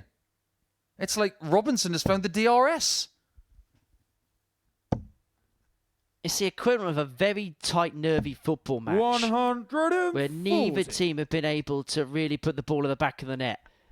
And then 35 yards out, Rhys Owens has decided to strike one on his right foot into the top corner, and the other team has no way of response to it. And that's exactly how Mark Mcgin feels right now. He finds himself 3-2 behind Therese Robinson, and he is putting in a purple patch. That 120 of the three tops has entered the beginning of an inspired display for him. And he's now 181 points away after his second max of the match from completing a huge win in more ways than one. Not just in terms of performance, not just in terms of numbers and highlights, but in terms of his league position. It put him on to 8 points. It would put him very much on the cusp of qualification. And you have to admire the way that he's gone through the gears in this contest. Mark Mcgin has had nothing by way of a response.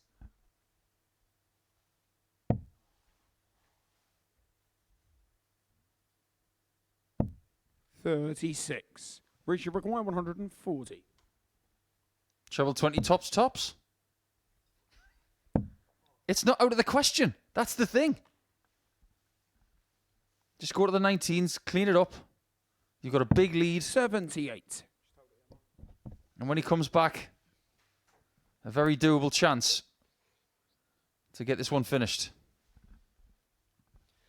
Well, just a slight stoppage in play here. Just getting the technology correct. Just a little bit of a jinx in the system. Unfortunate time for it, particularly with Rhys Robinson finding himself on the cusp of winning this match, leading by 3-2, a victory which would put him on to 8 points in the group. And we're just getting the final confirmations in terms of the scores, and we should be ready to get back underway in a couple of seconds' time. A stoppage in play at the ill-opportune time, but it's one of those things that tends to happen, particularly when you haven't got joggers on the stage. It's all done through one technology system, and the amount of times it goes right, it only ever seems to be rare to apparent when things go wrong. Now, Mcgin there, straight from the restarters, hit a 140 to leave himself on 159 for the match.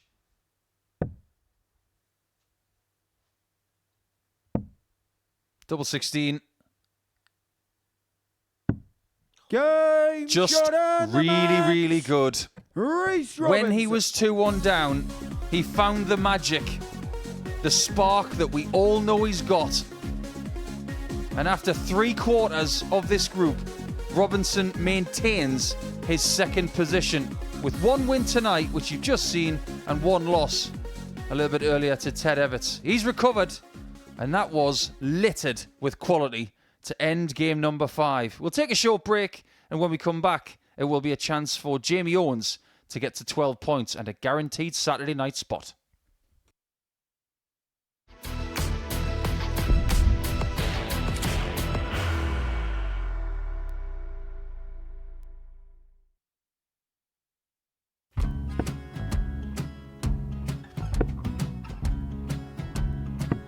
$54. Charlie require 164.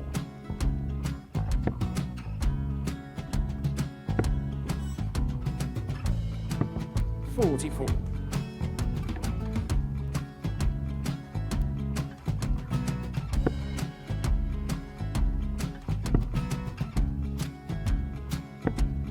$32. Charlie require 120. Well, 120. He's got a fair, at least 2 handfuls at this. Just needs to stay 60. there. That's a good shot. Halves his score. Leaves himself on a 2-darter.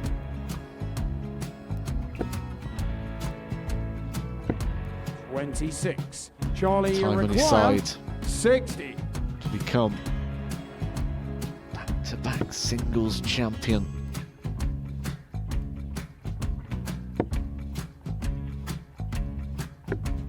$40. Definitely a couple of nerves in those last 2 darts. But he'll be coming back. It's a moment he's been in before this situation. Standing at the back of the stage, Charlie approaching the require hockey with a 20. chance to win the title.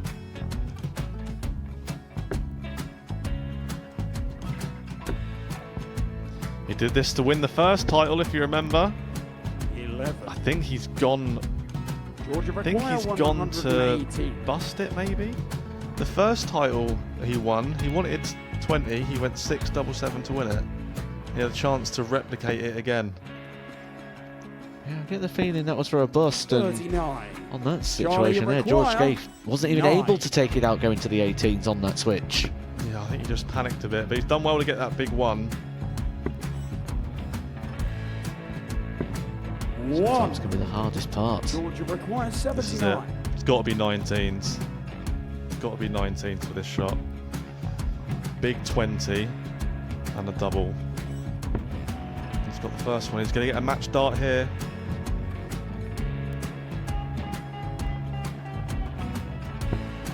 $59. Charlie, Threw you the entire require body into that 8. one. Just didn't want to let go of the dart.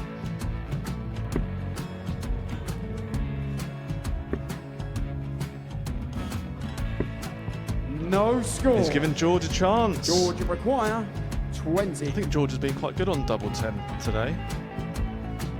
So many opportunities for Charlie Murphy. Got Couldn't it, get the gets job it. done. Got it, the match! And the Red Dragon George MODUS Scaife. Super Series Influencers Champion, George Scaife!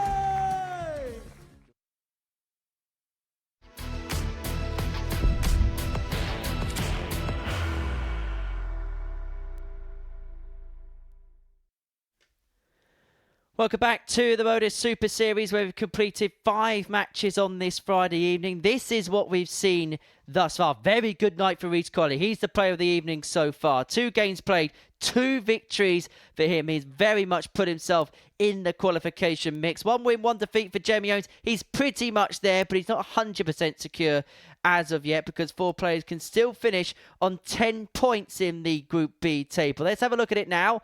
Jamie Owens is in control, is in command, and has a very good legs difference, but he still needs to put that champagne on ice for now. Reece Robinson on 8 points, with Ted Evans and Reece Colley both on 6 in the final qualification position. Mark Mcgin is the only player to have been eliminated from proceedings so far. Well, that's what's happening tonight in this Group B, but on Monday, Week 6 gets underway. We have some famous names in action and a very exciting debutant from Kenya.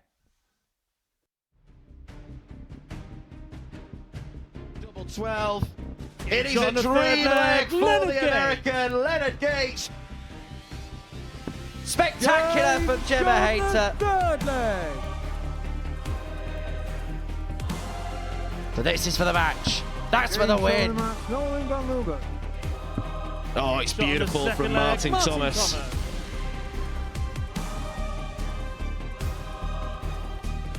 No, he gets it this time. That's absolutely majestic. Probably a bad time to make Shot that on point, fifth wasn't it? leg.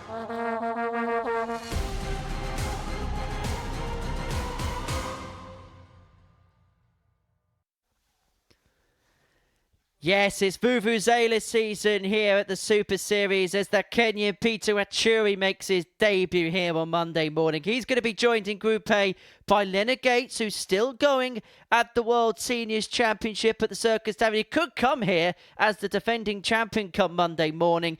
Noah Lynn van Leuven is back for another appearance, looking to kickstart her 2025 in Star Group B. See Scott Campbell, who's had some good appearances here in the past, looking for his first weekly crown. Gemma Hayter doing likewise. Jamie Lewis back after a spell away. Martin Thomas, Kevin Burnett and Carl Coleman will round off the Group C group, and that will all get underway on Monday morning from 9:30 here on Pluto TV. Game 6 sees Jamie Owens and Ted Everts go head to head.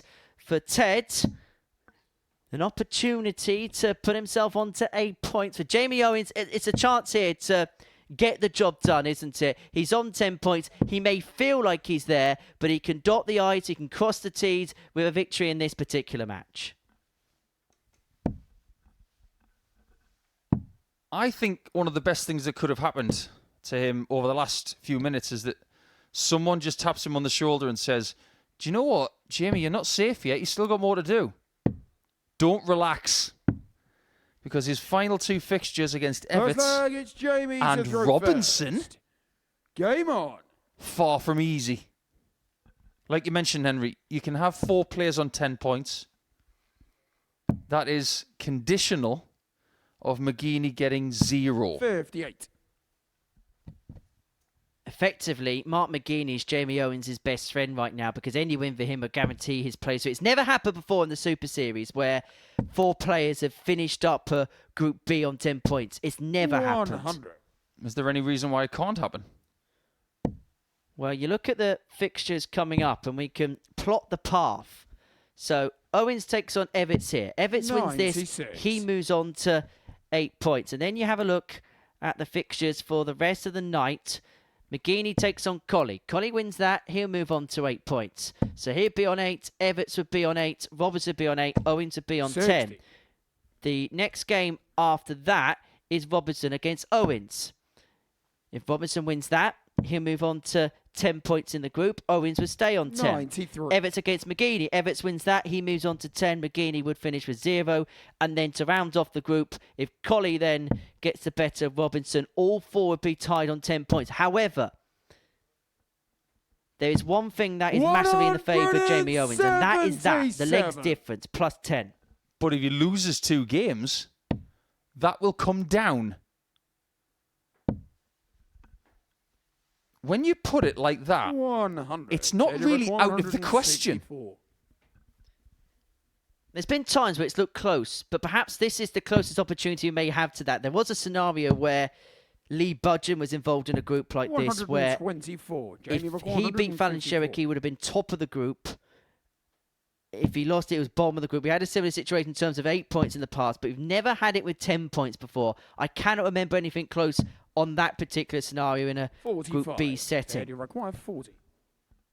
You aren't there until you say you're there. And Jamie can't tell us that.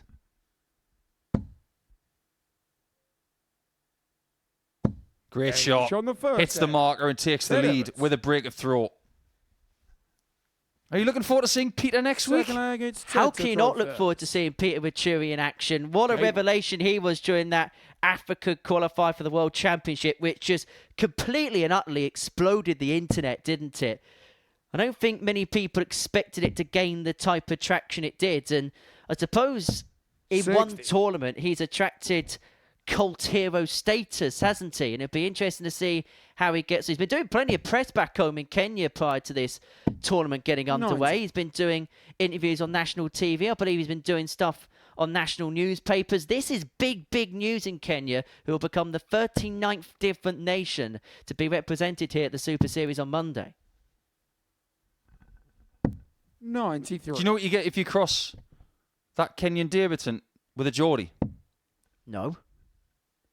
Peter Shuri. That was horrific. 83. And tonight has been pretty horrific as far as Jamie Owens is concerned. Yes, he's beaten Mark Mcgin, but let's be realistic. By this point, he would have expected to have been home and host, or wanted to have at least been home and host. 140. Yeah, the group dynamic is just a little bit different.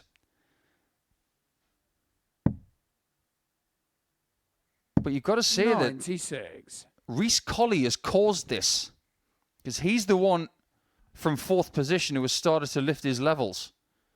If he hadn't done that, he would be home and host. Perhaps, ironic, a player called Chaos is causing exactly that to the group. 96.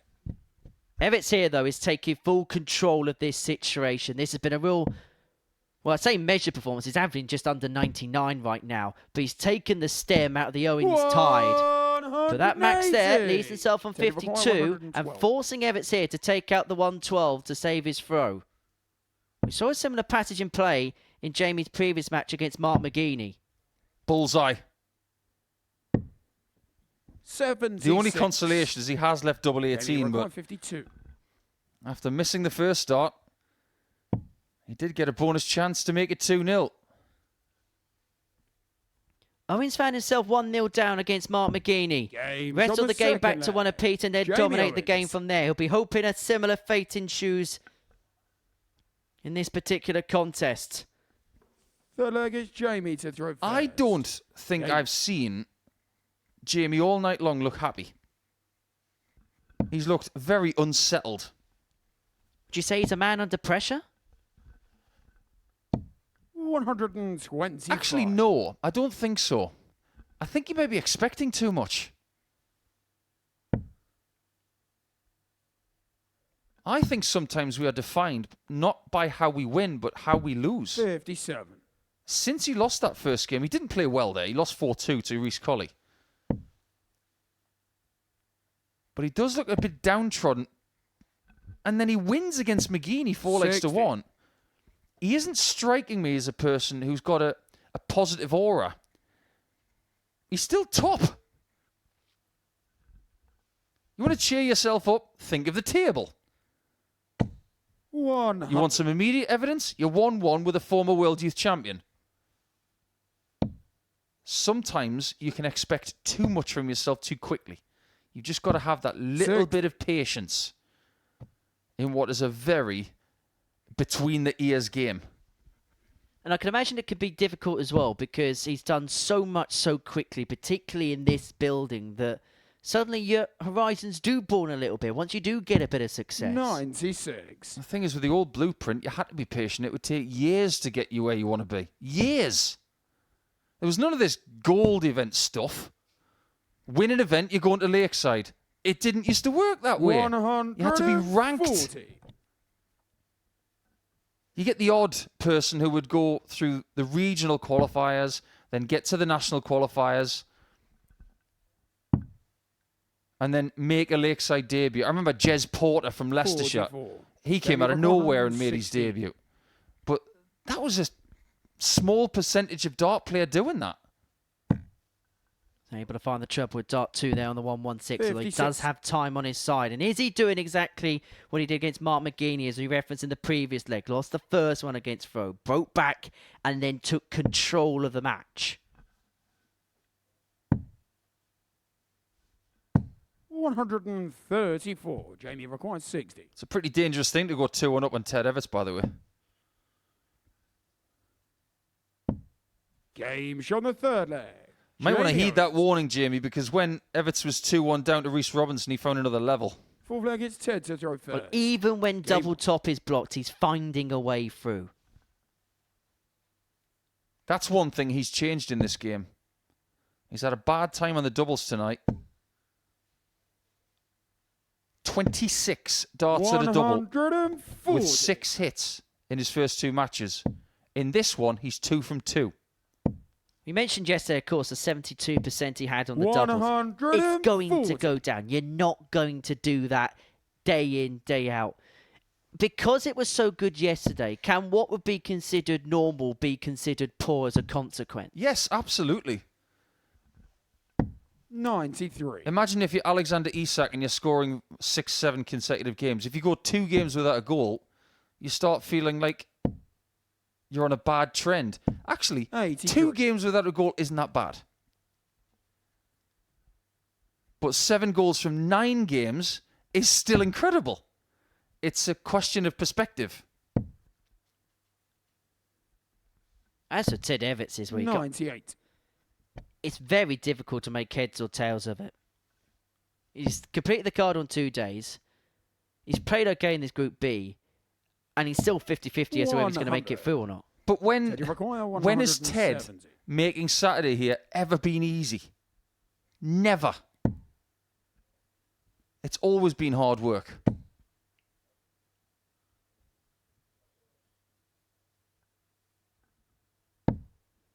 $33.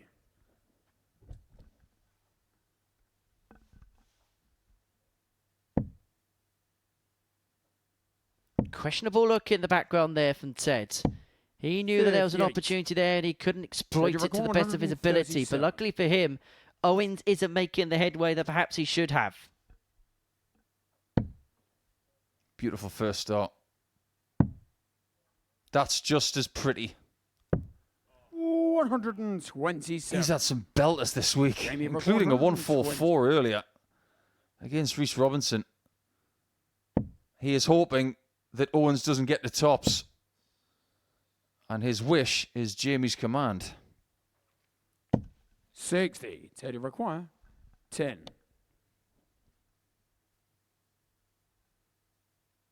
2 5s. 2-2. Fourth leg. Ted Evans. He has been efficient on that target when he's needed to go there, Ted Evans, this week. But the problem is he's needed to go to that well on a few occasions. Yeah, that's the strange compliment, isn't it? We talked about it on Wednesday. Ted Evans has been really good on double five. That's like saying that you're the best double one hitter in the world. 100. The only reason you'd say that is because there's plenty of evidence of it. If you went all day, in fact, all group without having a shot at double five, that's a good thing. Having lots of shots at double five tells you a bit of a vivid story that you've been missing tops and tens a lot. The only way it's a positive thing is if you've been leaving 90 or 130 and you've been leaving it with one dart, but that's not been the case for Ted. He's been leaving double five off splits.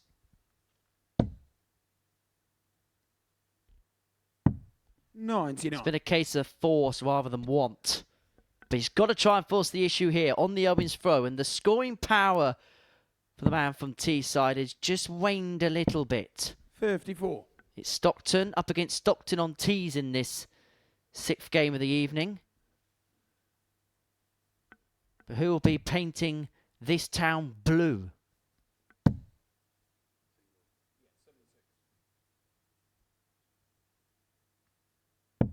$96. Who do you think is the most famous Stockton in sport?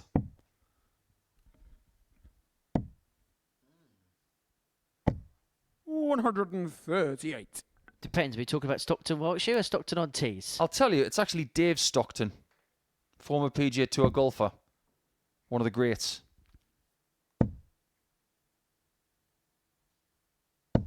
$60. That's Jamie my opinion, by the way. 167. Someone has probably got a better example of that. That's a beautiful first start for Jamie. Now, what does Everts do? 130. Does he go for the 60 or does he go for the 19s? 150. Use that word seismic, Henry. This is exactly what this would be. The earth didn't move. 90. Jamie But requires if Owens 28. takes this, Everts may have to move mountains, not just for the rest of this match, but for the rest of this group. It's double 14 for a 3-2 lead. Now down for double 7. Game Found on last the fifth start, leg. found bang in the middle. And actually, that Jamie was one of the Owens. things that Jamie Owens was talking about in terms of his doubling it. And not just was he pleased with Sick bag, it's Ted the to doubles throw percentage first. that he Game on. managed to accrue over the course of the night, but it was also the way the doubles are going. And there wasn't many that were hanging in the top corner or looked a little bit edgy. They were all pretty much smack bang in the middle of the bed. 60. And one of the benefits of digging into the psychology of dart players is that you learn what kind of 180. player people are. Now, I'm fascinated by Jamie. He's just hit a maximum. He's trundled away from the board as if he's hit 26. 120. I think Jamie was happier about that dart on the floor. But this is it. It's the 50-50 split between intrinsic players and extrinsic players. 99. What I mean by that is intrinsic players want to feel good about playing well. They're not bothered about the external stuff like trophies, averages, accolades, that kind of thing. I know for a fact that Ted Everts is an intrinsic player. Jamie is too. He's more bothered about how he feels than the result. Oh, look at that one. 180. This is a 180 fest. Teddy requires 141. And Everts would have thought after he hit his max, he may well get an opportunity to hold the throw. But Owens here has left himself a single to double after 9. He has really 89. pushed for Jamie home. 142. He's had 2 maximums in this leg, which may well be the last one of the match. And the way he's been doubling, you don't expect Everts to return. It's double top.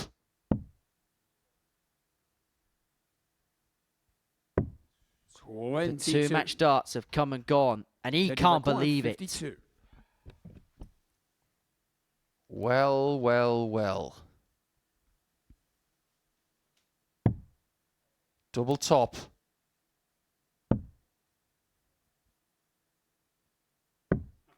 He can't find it.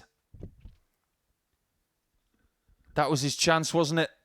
Jamie require. He will sense the game is up now. You can't give Jamie Owens 2 cracks at the whip.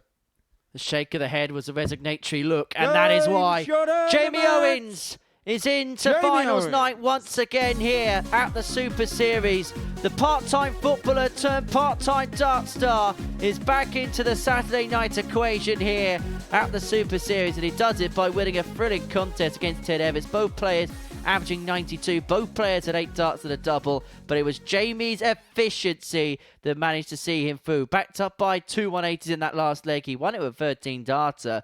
Owens 4, Everts 2. It's Mcgin and Colley on the other side of this short break.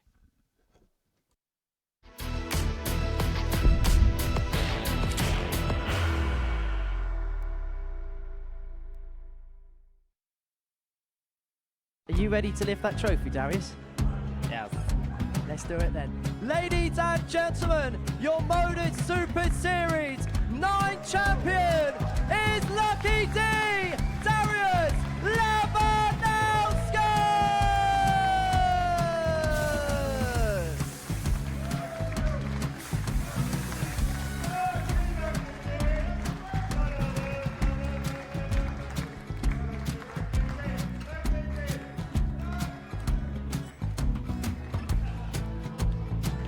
Well, what a wonderful night of darts we have seen, and we are ready. Our champion is ready, and it's trophy time. So receive the trophy. £25,000. The new MODUS Super Series champion, the Terminator, Marvin Van Velzen.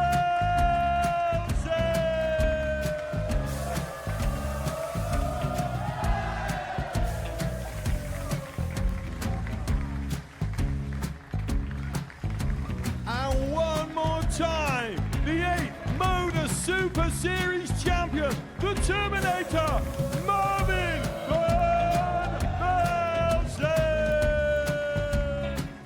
And the new MODUS Super Series champion is Andreas Dirty Harrison.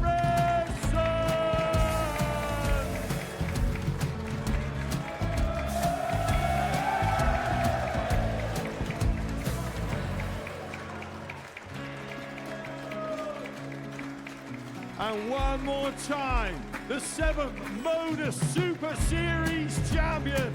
Give it up for Andreas Dirty Harrison. The moment we've all been waiting for.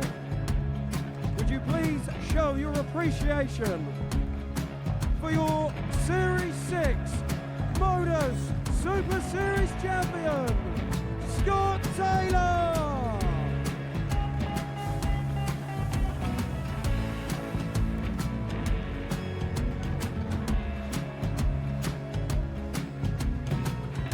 One more time, your new MODUS Super Series champion. He is Chucky. He is Jim McGin.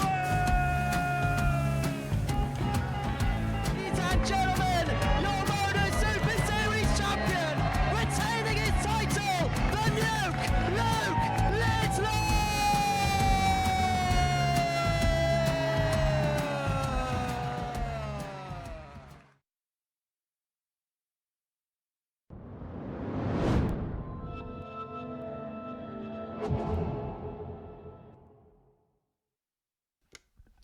Welcome back to the MODUS Super Series, where before the break, Jamie Owens booked his passage through to Saturday night's final by getting the better of Ted Evans by 4 legs to 2. And Ted now is in a precarious position. He could find himself on the scrap heap if he's not careful. Next up for us, it's Reece Colley, who, to quote what you were saying to me in the break, is on it tonight as he takes on Mark Mcgin, who's still searching for that first win of this Group B. There has been evidence that the performances are getting better as the group goes along, but just hasn't quite been able to get going in this particular Super Series campaign. First leg, it's Mark. He's going to get us underway against Colley, Game on. who, if he wins this game, will move on to 8 points. And he finds himself at that particular mark in an incredibly good position. He's got one more game to play, and that would then 60. be against Reece Robinson. He wins this, he has it in his own hands. And he may not even have to throw another dart this season for Mcgin, who then did him a favour against Evans. 29. Well, this is the first time that Reece Colley's been in the top 3 in the entire group. He had to wait until his second game of the group to get a win. 11. Well, that was the most dramatic 11 I've ever heard. 57. I'm going to have to get our referee a job with a voiceover agency. 11. Sounds like the guy who does the trailers for the movies. New movie coming out in 85. March, starring Reece Colley and Mark Mcgin. The sequel to 10. 11. 90. This is what I have to work with. Is everything okay, Nico? 140. It's been a long week, hasn't it? Got to find the fun in life, Henry. 100.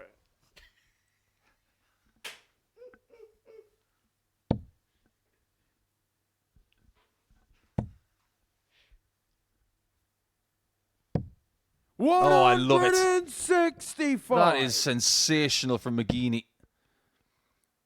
You talk about playing with freedom. It's all he's got left. And a bit of pride. 85. Mark the requirement. 40. He doesn't want to have a group without a victory. Double 10. And Game it on the goes. first First leg. blood, Mcgin. Mark Mcgin. Look, there's no such thing as anyone being too good for anything because you've got to Second earn leg your is right. Reece Of course to you throw do. first. But Game. Mark Mcgin is not the type of player you would ever sense would be pointless in a group campaign. It's just been 2 nights that just haven't quite gone the plan for him, if the truth be 99. told. It's happened to everyone at some point. You think about the way that things were when we played this project from home during COVID. 99. Some of the original players like Dave Evans and Richie Edhouse, myself and Mark Webster, Martin Adams. Martin probably won more weeks than anybody. 180. He was just incredible back then. But we all got one. We all had winning weeks. And there were days and weeks where we really struggled. 140. Some days, it doesn't matter how well you played, you'd still get stuffed. 58. I remember one day I was playing Scott Mitchell, Aaron Monk. I think it was Justin Smith as well. And if I'd have thrown 5 darts, I still wouldn't have beat those guys. They were just on it. 92. Particularly Justin Smith. 164. I couldn't lay a glove on him. Well, Colley's not going to find the 164. Is Mcgin going to find the 170 here? Be the second big fish finish that we've seen this 124. week. Mark, you require 170. His name is Gladiator. And he's looking for the bull. Oh, Mark. 137. You teased us. 40. I thought he was going to get that. Game on the second. And just like that, Reece a 13 darter was found by Colley for a 1-1 scoreline. Third leg, it's Mark to throw first. Well, these two both have something in common. They are both winners of the British Open, one of the most prestigious open events in the sport. Amazing to think that it's 10 years ago now since Mark Mcgin won that particular title. 140. He beat Scott Waits in the final by 6 legs to 3, averaged 89.64 en route to that title. And some of the names that have won 41. that in recent years. Scott Mitchell, Cammy Menzies beat Richard Vainstra, Ross Montgomery's won it, Vainstra's won it. Wesley Harms beat Mike Warburton in the final. Marsh, obviously Reece, 83. Luke Littler, Carl Wilkinson, the latest winner of that tournament. Colley would win that title by beating Chris Lambert by 95. 6 legs to 3. He averaged just under 92 in that final. Come on, Henry. You can do better than that. Go way back. 2001, was it John Walton? 135. Indeed it was. Beat Steve Beaton in the final. Do you know what's significant about that year? That event was in Liverpool at the Adelphi Hotel. 141. And that room 143. had lots of PDC and BDO players in the same room. Manley was there. Baxter was there. Barneveld was there. It was a mix of 47. everyone. And that proves just how good Walton was back then. Well, that was the last event under the then Tomlin order. Before then, 46. everybody had to Mark, you require subscribe 96. to their particular code. Mcgin looking at a 96 with a 2-1 lead. Number 19 would have given him a poker double 12, but he has got time on his side. We'll go through some of the winners in due course. 64. And people forget, actually, there was a time where, and a long time, where actually the final of the competition was played in sets as opposed to legs. 60. All right, we'll have a little bit Mark, of you require 32. British openness in the next leg, which might be about to start. Game shot. And it will, because the former Mark champ Mcgin. from 10 years ago is 2-1 up now. Shall I try and name a couple Against of Roster random Trophy. winners? Game. Please. Brian Sorensen. 95. Danish player.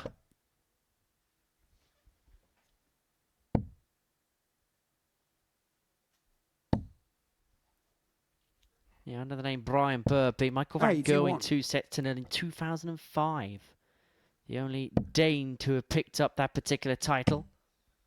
The first ever winner was Alan Evans of Wales, beat Alan 58. Glazier in the final. 750 quid to the winner at the Mount Royal Hotel in London. That was back in 1975. It's celebrating its 50th anniversary year this year. Eric Bristow 68. won it on no less than 4 occasions. John Lowe won it a couple of times. Bob Anderson, Cliff Lazarenko, Jockey Wilson, Mike Gregory. 85. Mervyn King won it in 2000, beating Wayne Mardle in the final, and he actually classified that as a major title. It wasn't, but it was seen as one of the 85. biggest victories in world darts at the time. Kevin Painter won it back in 1997. Back when he had a mullet. Mm-hmm. 99. John Henderson beat... Now, the John Henderson one against Gary Anderson's actually John Henderson's first TV title because that was broadcast live on Setanta.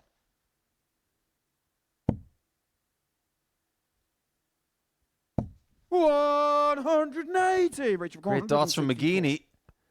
Chaos needs to start finding something because Gladiator all of a sudden is causing him a lot of 47. trouble. Mark, you require 87.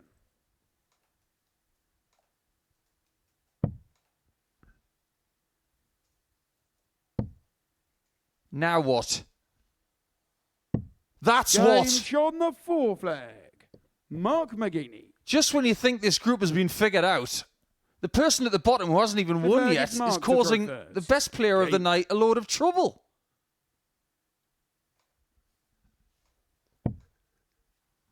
McGeeney's averaging nearly 97. Colley's mid-80s. 85. McGeeney's probably thinking, can we just start this group again right now? 97.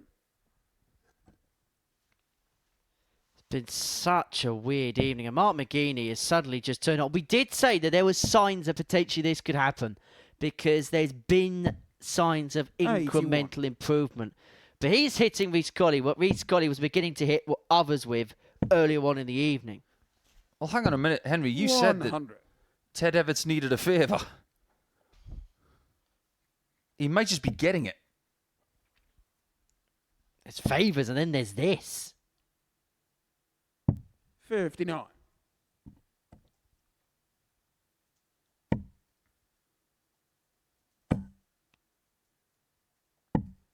$58. I'd love to get into that thing that you just mentioned about TV titles. Do you think in other sports that's what they call them? 58. It's only darts that TV titles come up.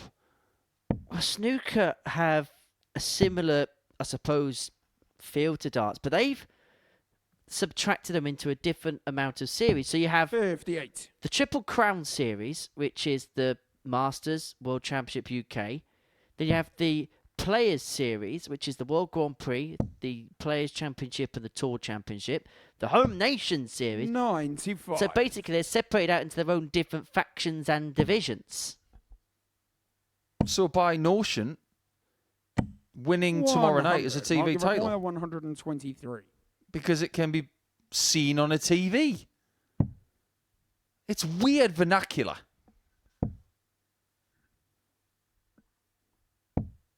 We'll get into that a bit more because it deserves to be talked about. But the most important thing on the stage right now is that Rhys Colley's got to save the match.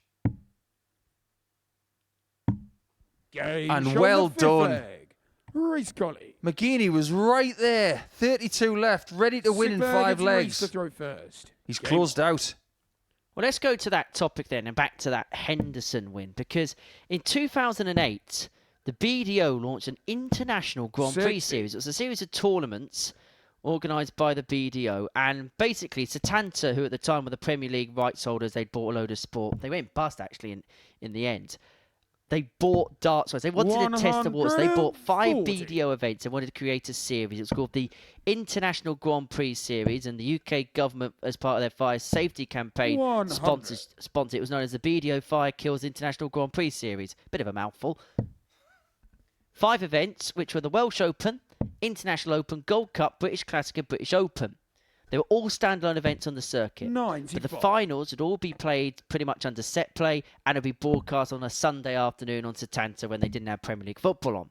The final event was the British Open, which was played in September, won by John Henderson. And basically, you got points for doing whatever you did on that circuit. And points meant prizes. So basically, the winner of the series with the most points would get £12,000 in bonus prize money. And who got that? In 2008, Gary Anderson. Of course it was. 85. Mark your 141. Some interesting names in that as well. Yeah, just before he moved to the PDC as well. Great dart from Mcgin. He was poised on 32 to win the match. Now he's poised to win it on 36. Colley not getting this one. And this could mean trouble. 100. Mark, you require 36. If this is hit, Colley will be in the bottom 2 again. And all the hard work will be potentially undone. Mark Mcgin. A 4-2 win for Mark Mcgin. His first of his campaign. Eventually, he's in the winner's enclosure. There's a smile on the face. He gives us the thumbs up. And he gets his first points on the board with a very good performance as well. Average just under 95. For Rhys Colley, well, he did all the hard work in the first couple of games to get himself back in position. But now, he's the one relying on favours. Coming up after the break, it's Rhys Robinson up against Jamie Owens. If Rhys wins this, he is now safe in the knowledge that he will be through to tomorrow night's final.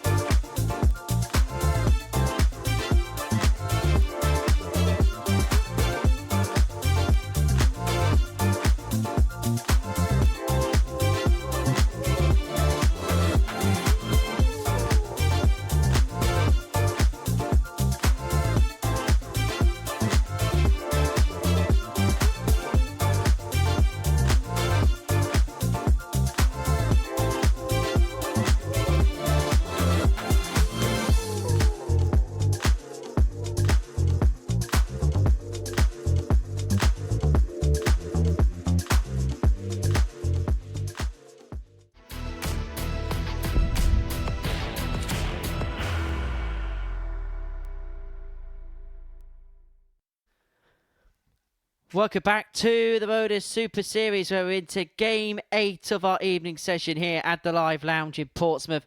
And it sees Reece Robinson and Jamie Owens go toe-to-toe. For Jamie, this, for him, will mark the end of his campaign. Reece Robinson's only halfway through his night, and he's already provided some highlight moments, including the 120 with 3 darts, a double top.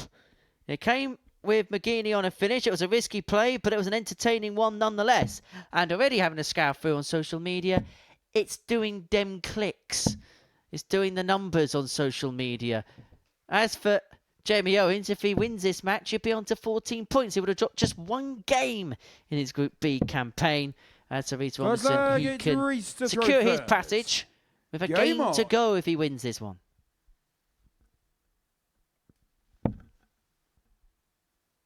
Yeah, this is one of those situations where you just want to get it done. 94. You don't want to have to beat Reece Colley in Game 10.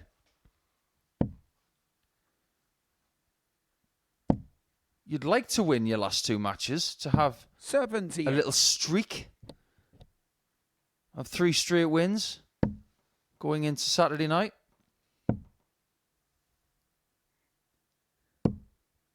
$56. Interesting. Using the bull as a cover on dart 6 of a leg. Not often seen. This is going to be the last we see of Jamie Owens before we play on Saturday night. So he's got roughly 16 hours before he starts getting ready for Saturday night.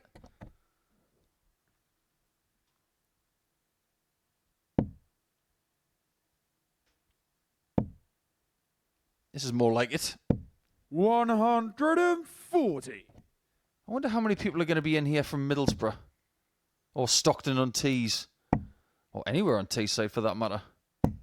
73. We know there's going to be a fair few people from East Sussex / Kent because they've reserved their tickets to watch Carl Wilson more than a week ago. They were very positive, and they were right. Well, when you see a player with the ability of Carl Wilson, there's no surprise that you wouldn't back his ability. Well, Owens here, 148. We've already seen this finish taken in this group by Ted Evans. And decided to go 54 with the first dart. Robinson back for 126. We'll just double check as to what he's got left. 96. Reach require 126. Is he going bull? Interesting. It's not that foolish to do it. You get a bull, you can go double 19, double 19, or 36 tops. But if you get a 25, you can still go 51 bull.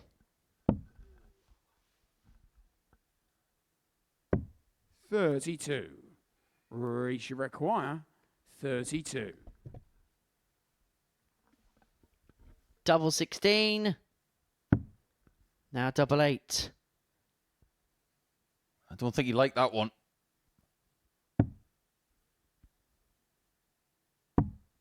No I don't think he likes all 3. Jamie require 20. If we're being brutally honest, it just didn't look likely, did it? Owens double 10. How does he get this in? No score. Well, the thing is, the way his darts fly, require he had to create an angle there. If he threw it from that same position, it wasn't going to go in.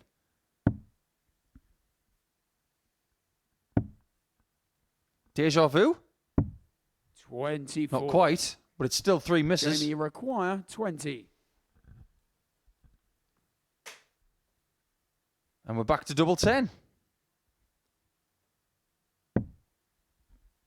Surely a clip off. 10. Well, both players struggling to win this opening leg. Robinson back for double 4. Another opportunity for him. And these guys shouldn't be tiring, because it's only day 2 for them. Power it past. Don't leave it short. Very well done. On the first leg. Reece Robinson. That's the golden rule of that last shot. Second leg is Jamie. Do to throw not first. leave it short. Game on. If it's slightly over, it can still catch the wing of the flight and nestle in. If it's short, it's never in. 125. You can imagine Reece Robinson being a really good pitcher in baseball. He's just got that 94. look. Chewing a bit of tobacco in his cheek and having the odd spit on the mound and then waiting for the catcher to flash a couple of fingers. 96. Is it going to be a curveball, a breaking ball, or a fastball? All I know is if you're creating a dodgeball team, you'd want the pair of them on it. 140. Really? They just strike me as two players that could play dodgeball quite well. You ever seen the film with Vince Vaughn? Indeed. 100. I have seen that movie. To be fair, what Reece is wearing is not too far off the average Joe's uniform. It's the wrong shade of yellow, but I can see what you're saying. 137. So, if you believe that Reece Robinson would be part of average Joe's,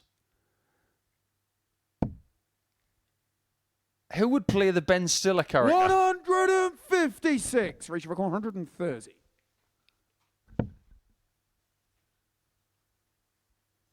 Are you trying to tell me that Jamie Owens will be White Goodman? I'm calling him Ben Stiller. I think you should take the 94. compliment. White Goodman is the name of the character. 24. Anyway, 2-12s. Game 1-1 is a second 13 leg. darter. Jamie Owens. When he's made that stick, I'll tell you what, Jamie, Henry's just given you a great idea for your Third next leg is Halloween Reece to throw costume. first. Game on. You got to go as White Goodman from Dodgeball. So in that case, who would be Patches O'Houlihan, played by Hank Azaria?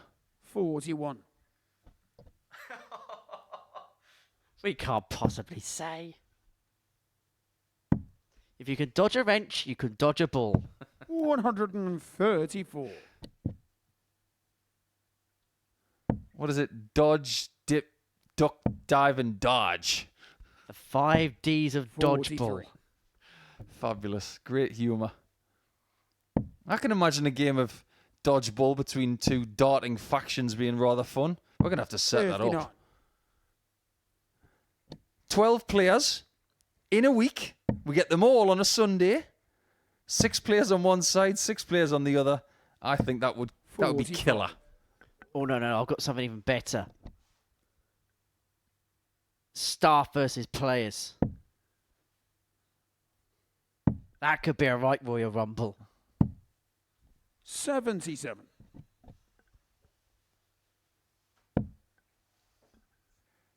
I'm not sure it'd be a fair fight, actually.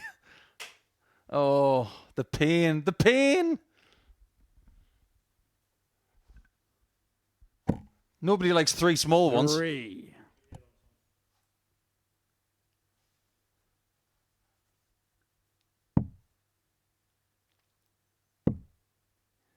It's been a really weird night for Reece, hasn't it? 95. He's had a 120 with 3 tops. He's had a score of 3 with 3 small ones. And now he's going to score a maximum. I was trying to set him up. 140. Jamie, 130. 136 for Owens for the break and for a 2-1 lead, not to be on this occasion. 58.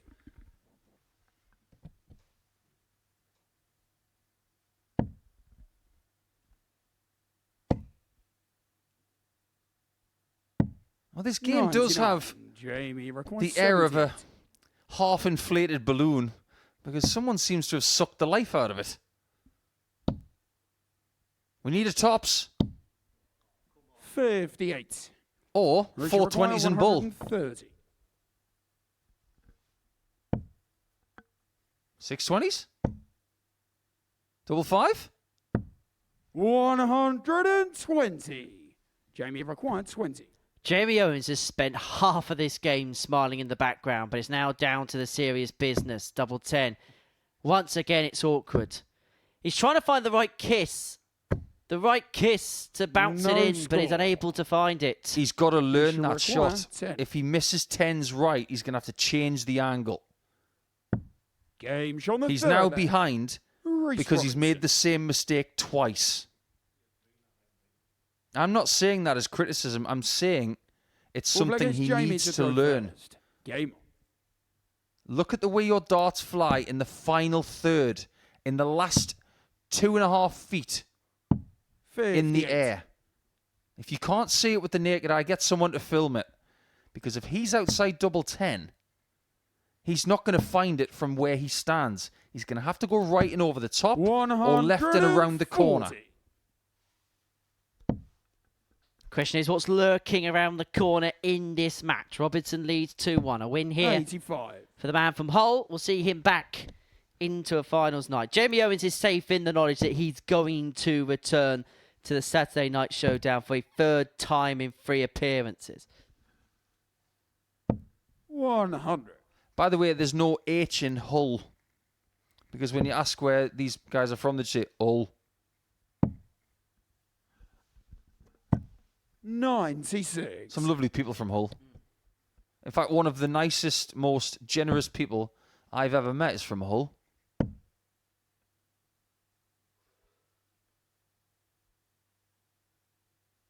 A guy called Martin Leake. 9. Works for the PDC, putting the stage set together, does stage management and rigging with a great set of guys, does a ridiculous amount of work for charity, and is one of the most selfless individuals you could ever wish to meet. But what's happened to Robinson? He seems to have dropped his compass. Neither have had any kind of comfortability in this game. This has been 139. I'm going to put it kindly, this has been a bit scrappy.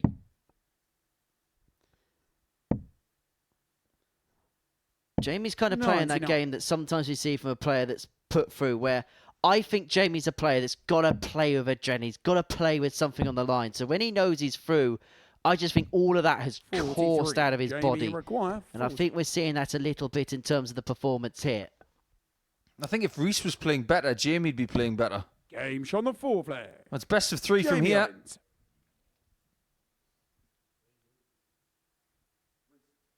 Jamie hasn't got a clue who's throwing first, but now he's found out it's Reese's turn. Reese to throw first. Game on.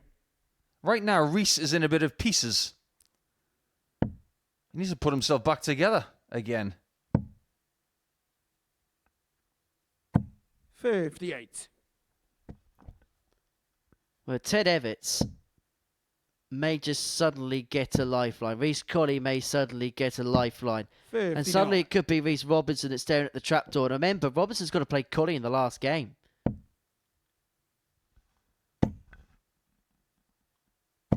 $180. I've got no idea what's going on in this game. He's had scores of 11, 9 and 3 in this game, and then he piles in a max and looking to take control of things again. I'm supposed to be an expert on this game, you know. Figuring Reece Robinson out 121. is like trying to solve a Latin puzzle when you can only speak English. I honestly don't know. He's had a score of 3 in this game, a score of 9. And now all of a sudden he's hitting everything. 102. Infuriating talent. I just can't figure him out. That's why he's so watchable. 86. Richard required 40. Tots and Robinson for 3-2. Left it after 12. It's a 13-darter in amongst all that. But what's also important here too is this. Robinson wins one more leg in this match. He is through. No one can stop him. No one can deny him from that point onwards. The only way to describe Reece is that being inside his head must be like being on a roller coaster. You know that really slow incline you get and you think, oh, well, this is good. And then all of a sudden, you are dropping like a stone. And then there's a bit of comfort again. And then you go through a few twists and turns. It must be hell inside his 59. head.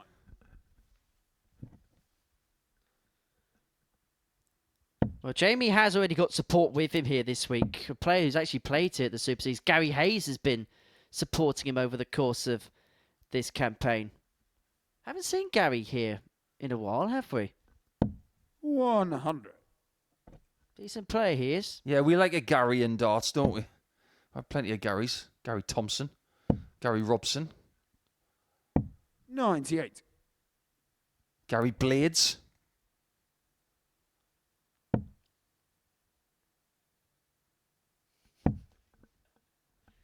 Who's the most famous Gary? Anderson. 77. You're saying Gary Anderson's the most famous Gary ever? Lineker's up there. Yeah. 98. I'm going to go with Gary from Weird Science. Give me the keys. You got Gary from Only Fools and Horses. He was fictional. Was there a Gary 55. Platt or something in Coronation Street? Gary Neville. Gary, Indiana. That's a place. Home of Michael Jackson. 180. Well, beat that. Well, Jamie Owens here is left double 13 to send this just 140. mind-boggling Jamie encounter requires all the 26. way to a last leg decider. He's outside on a right side double again. Now Robinson gets his hope. His best chance of winning this match 18. is surely going Alicia six requires tops, 46. which is not anything to do with Motown. Oh, what's that? Okay, this is so you. It's so this game. The least hit double on the board. What an incredible combination. And how Reece important that is to Reece Robinson. Robinson. The human highlight reel is into Saturday's final, and he has done it with a highlight finish. It wasn't intentional. He didn't mean to, but it was fun to watch nonetheless. Well, that was just bonkers, wasn't it? That whole contest. Good luck making heads and tails of that. Robinson 4, Owens 2. Jamie's done for the night. We'll see him tomorrow. Reece Robinson's got one more game for the night before we then see him tomorrow. But we do not know who is going to fill position number 3. Ted Evitts takes on Mark Mcgin.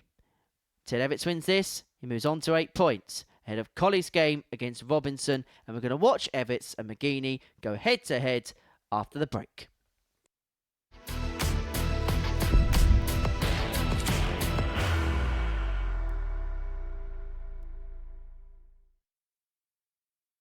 Are you ready to lift that trophy, Darius? Yes. Let's do it then. Ladies and gentlemen, your MODUS Super Series 9 champion is Lucky D, Darius Labanowski!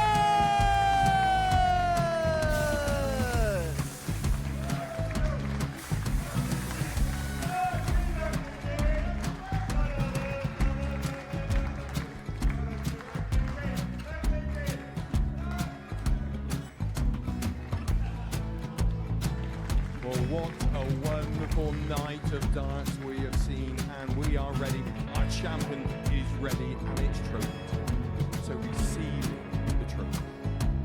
£25,000. The new MODUS Super Series champion, the Terminator, Marvin Van Velzen.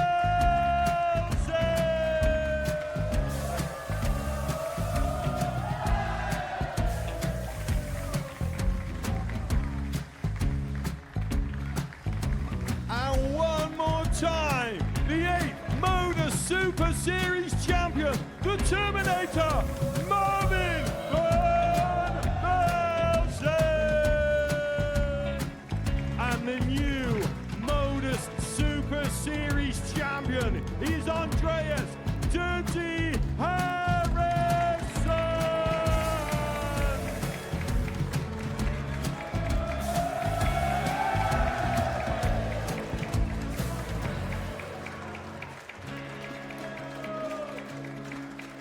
And one more time, the 7th MODUS Super Series champion. Give it up for Andreas Dirty Harrison. At the moment, we've all been been waiting for.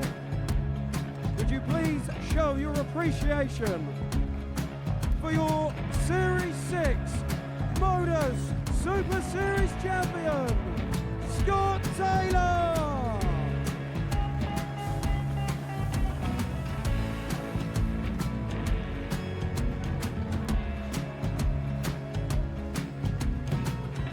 One more time, your new MODUS Super Series champion. He is Chucky. He is Jim McGin. Ladies and gentlemen, your MODUS Super Series champion, retaining his title, the Luke Lidlow!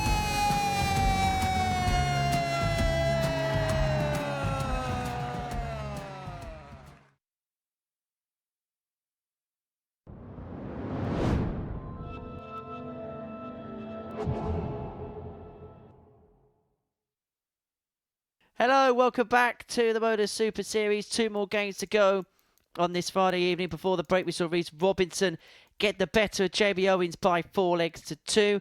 Next up for us, it's Mark Mcgin and Ted Everts in our penultimate match. And for Ted, if he wins this, then he's on 8 points. And then he's got to hope for a favour from Reece Robinson. It is precariously tight in this Group B table, but he's got to take on Mark Mcgin, who's just come off the back of his first win and best performance of the week. And when I say best performance, it was a good performance. 94.87, 4 from 8 on his doubles. It was a decent display against Reece Colley. He's kicked the hopes of the man from the Midlands. What is he going to do against Everts here? 135. Good start from Ted, and he might think his way through this table, 60. and he may have the knowledge that if he wins this game by 4 legs to 0, that will be enough. He would get to 8 points, a leg difference of +4, and that is something Reece Colley 59. can't beat.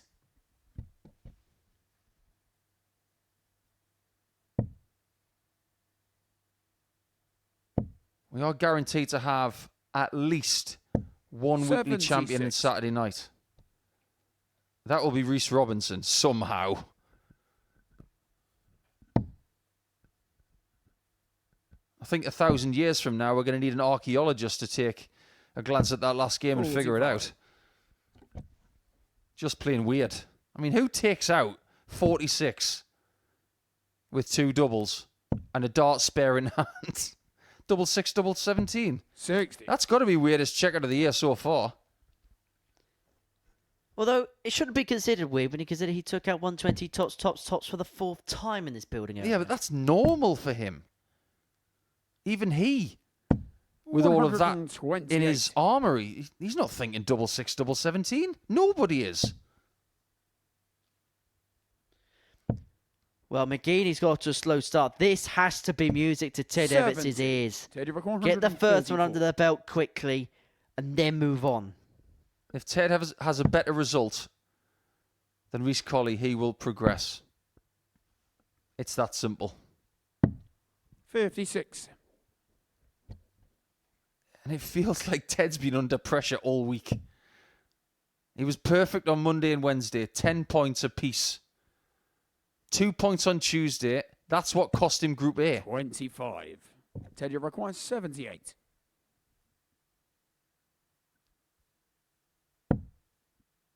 Keeping it simple. Tops. He's tall enough. Lob it over the top.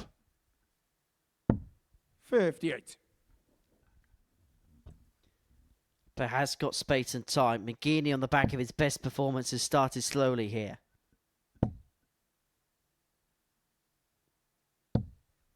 55. Ted, you 2 require tens 20. to open up the account for Ted.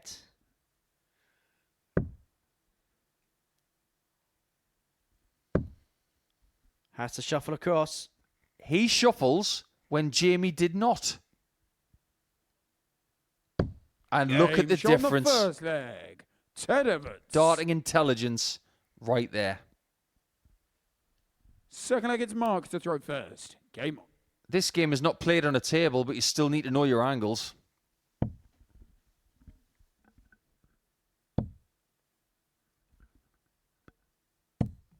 $43. Well, for Ted, he's been spending a bit of time on the driving range this week, as well as playing on the hockey here at the Super Series. Him and Reece Colley have actually been golf buddies over the course of the last 5 days, but only one of them can now progress through to tomorrow night's final. One will have to play the caddy for the other. 98.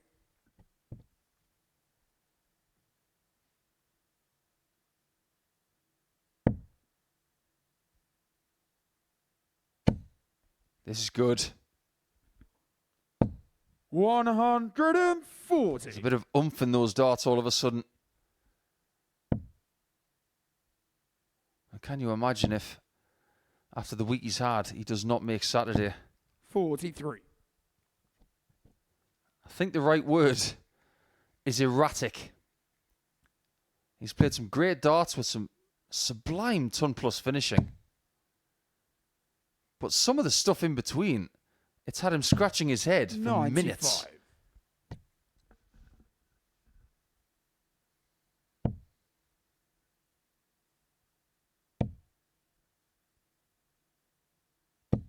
And this is not good viewing if you're Colley. Require 170. He's looking at this thinking,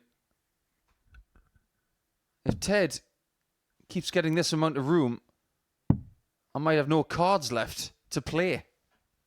90.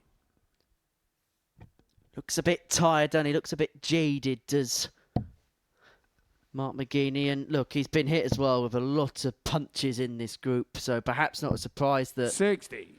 come the end of it, he's had his win, he's got those 2 points on the board, he's got that kind of relief. But it's not a surprise that maybe he's felt the effect of the punches he had before. And Evans is hitting in this leg a bit harder than he did in the last. 5-5. Game 2-0 lead. Second leg. How good is Ted Evans on 5-5? 5-5 strikes again. Third Best leg, 5-5 it's hit Ted of the to week, throw Ted first. Evans. Yeah, A+. 'cause he's had the most shots at it.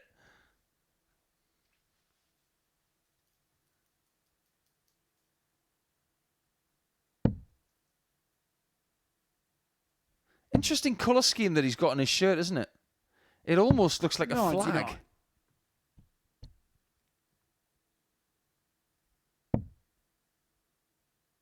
I think it's just meant to show that the 85. Super Ted character's in space, I guess.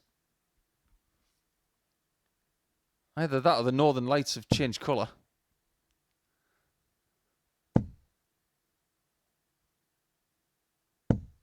$140. But red is the only colour these guys are looking for right now.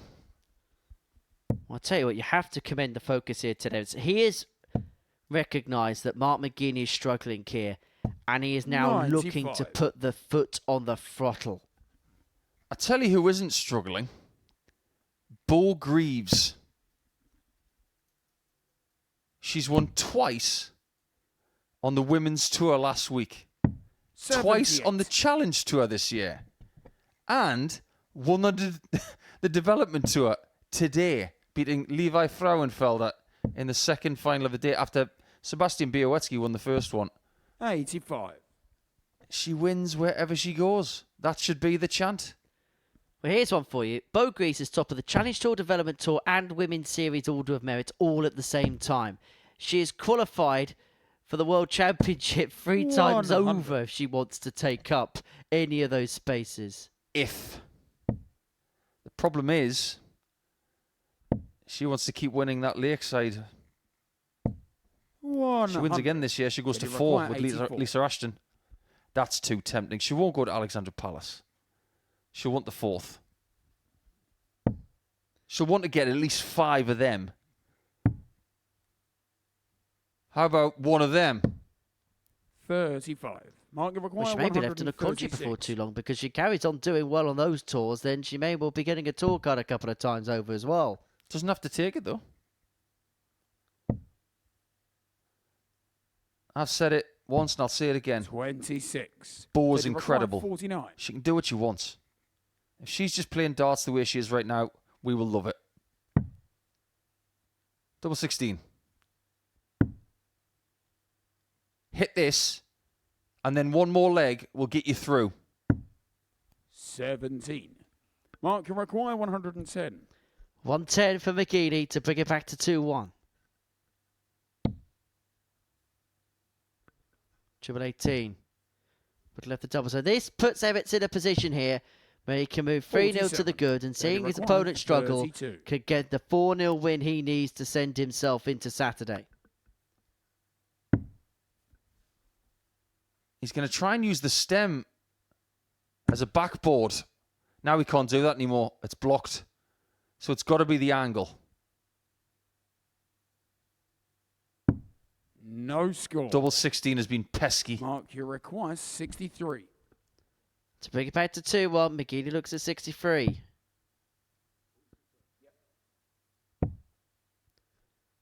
Tops.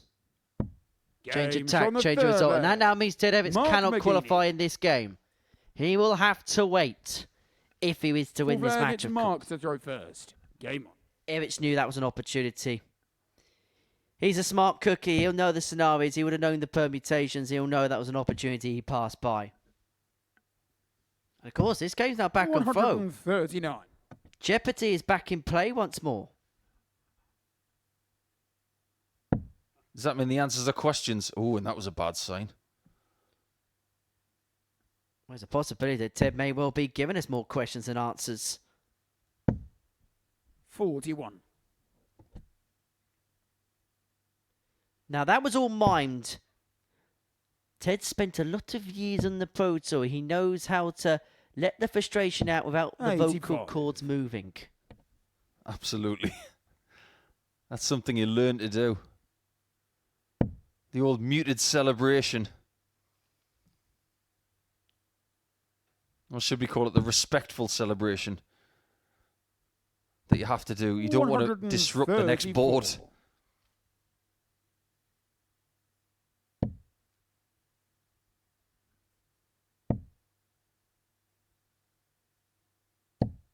$26. Yeah, Mark's game has just got a little lost in this one, hasn't it?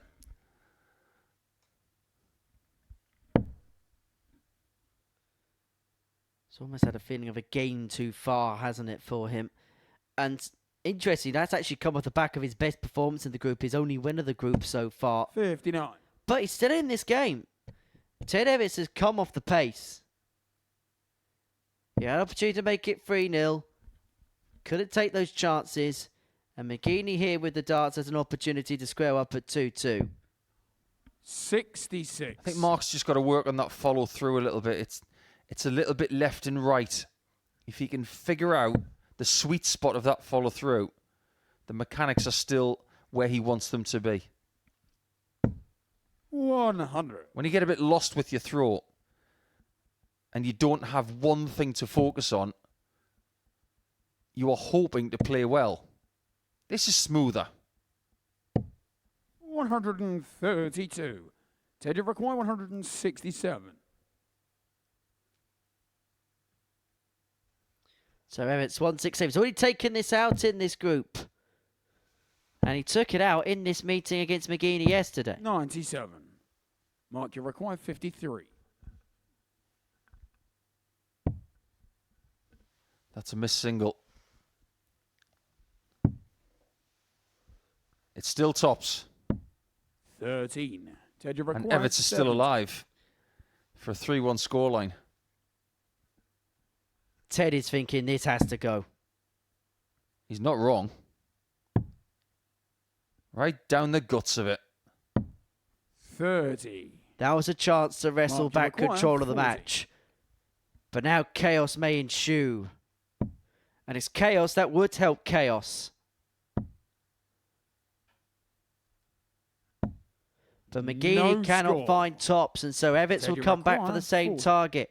For 2-leg lead and then the darts of the match. Double 10. He's with 12 darts at a double, but he's not going to miss a 13th attempt.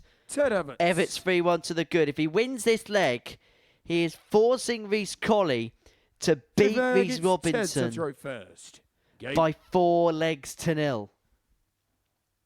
I'm just doing a calculation, Henry. I'm looking at the legs won from Colley. The most legs he can win 134. is now 22. Ted Everts has already won 23. So Everts has won the legs won column. As far as leg difference is 85. concerned, if Everts wins this leg, he'll go to +3. Reese is starting on -1. 100. I make it Everts qualifies if he wins this leg.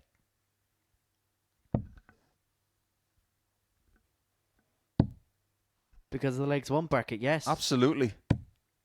134. We should make our last game, the Reese Derby, a dead rubber. Because all would be sealed because we'd know every position in the table. That 60. really snuck up on us, that situation. There's no way that Ted Everts knew that. Not a chance. 60. Well, he's got 6 darts from here to confirm his place. He's just thinking get the win. He hasn't got a clue.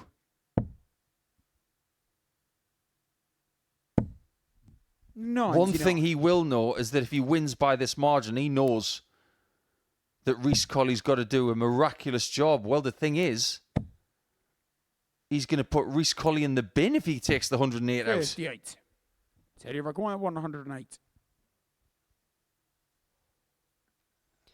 For the match and for tomorrow night. He's not going to get a dart now. And now he just 56. hopes. Mark Maguire, 164. It's an unlikely scenario that Mcgin finds the 164. And now an impossible hope. So Everts comes back 52 for his place in Saturday night's final. So what does he do? Does he go 12 tops? He's had trouble up Teddy there. Maguire, Does he go 20 double 52. 16? He's had trouble down there. Make a choice, stick with it, and find your way through. Tops for Ted.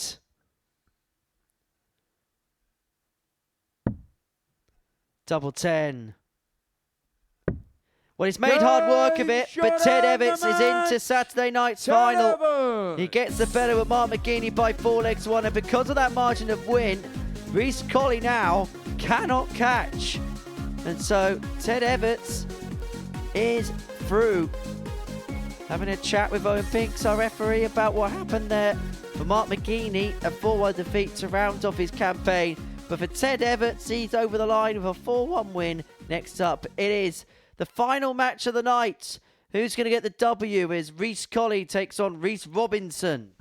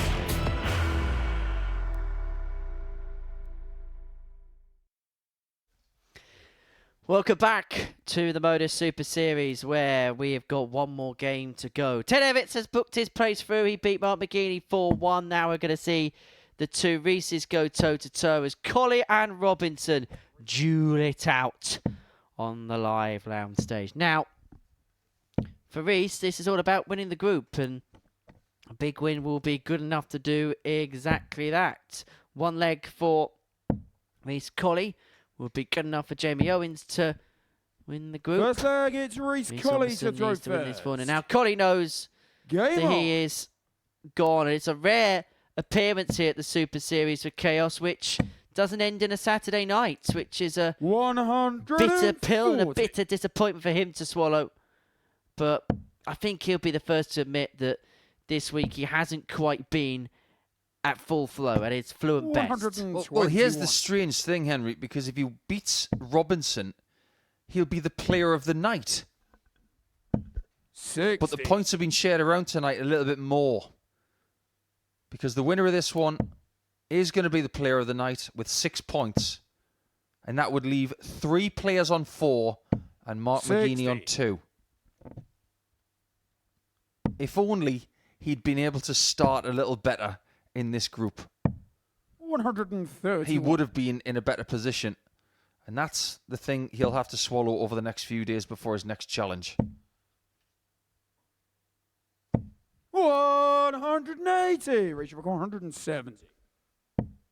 Come on, Reese.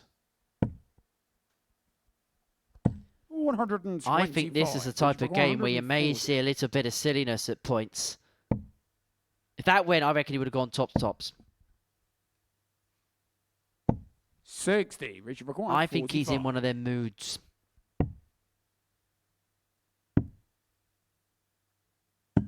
Game. And I get the feeling that first Colley is annoyed. Reese Colley.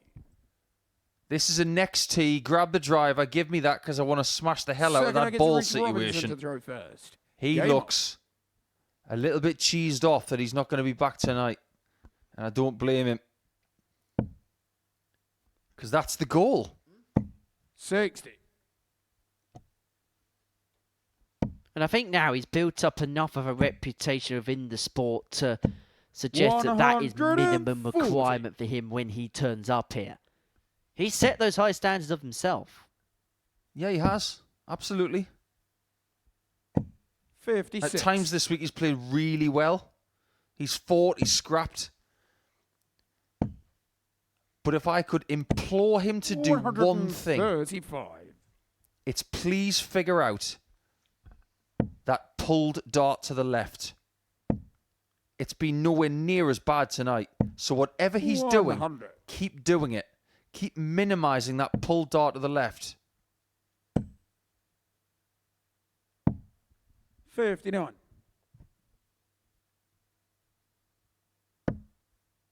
If Robinson doesn't win, that would mean that on Saturday night he wouldn't be in the same group as Jamie Owens and Ted Evans.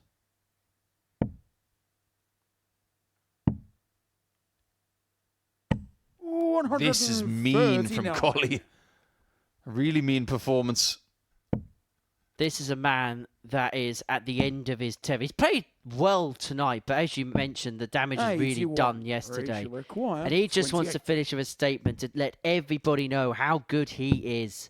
We know he's good. We know he's very good. 14. But sometimes when you don't achieve something, you want to try extra hard to make sure people know what you have got in the locker. 137. Richard required 14. It's 7-7 for Reese. Well, that's a terrible first start, blocking a lot. That's an amazing shot. That third dart was as good as the first one was bad for him. It's not necessarily a bad throw. It's a bad result.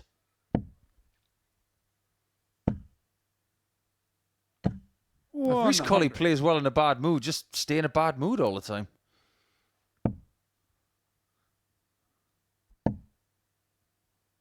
It's not necessarily good for general life, though. That's not the way he's built. Reese is a genuinely lovely lad. But whatever he's figured out today, yes, it's a bit late, But please remember it. Wherever you play next, whatever you've done on Friday, keep it going. 123. Because when you consider whose company he's in, Owens, Robinson, Mcgin, Everts, 60. these are good players. Get 2 more legs, you were the best player today. Take that with you. 58.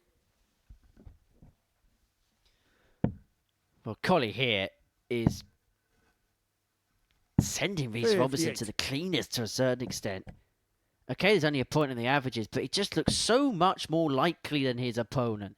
We're straightened to have had a dart at a double so far. But that may change here. 180, Richard, 143. Obviously, he didn't want to use the left-hand side of the 60 for that 180. 46, Richard, 155. Bring it back to 2-1. This is his first attempt at a double in the game. 2 10s. Game shot the third Takes it. egg. Reece Robinson. And we're back on throw.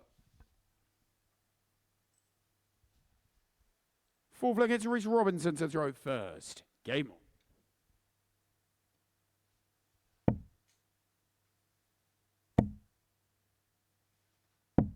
58.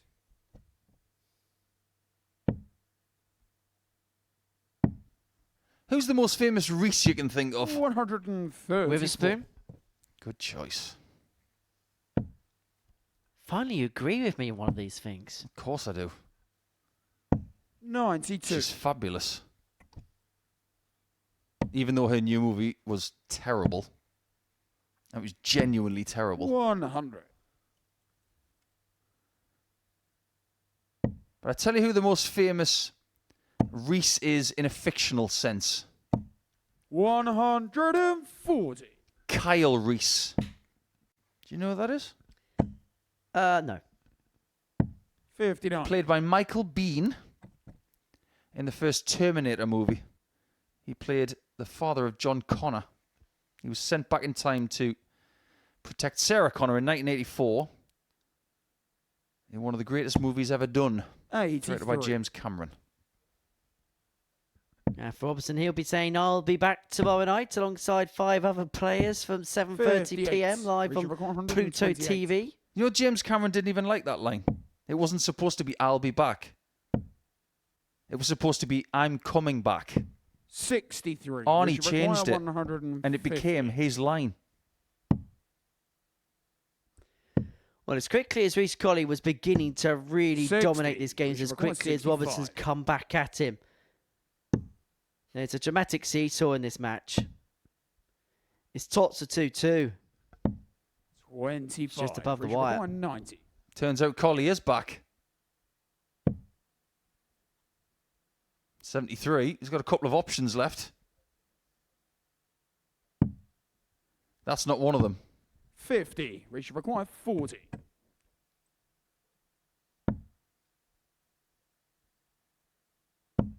Double 10. Game shot. And it's the old, come with me if you want to go to Saturday night.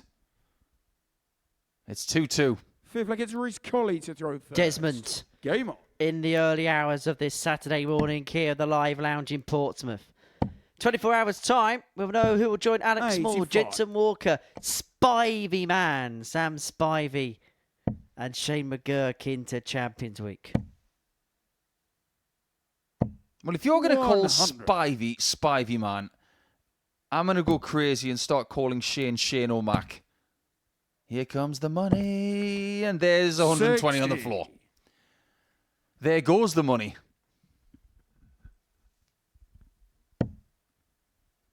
A rejection from Reece.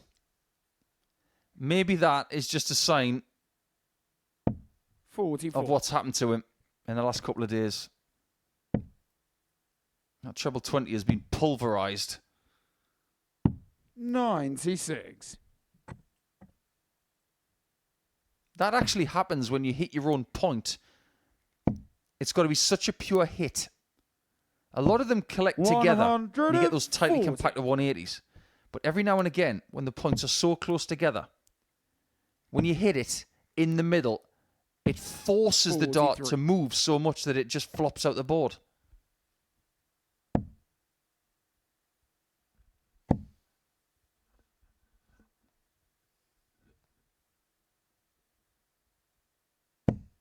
$41. Well, he's opened up the door here for East Colley. Robertson worked so hard to get back into the match.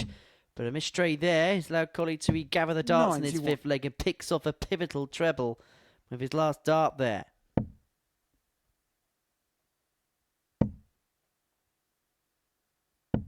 $60. Richard Require 126. Another. Double six.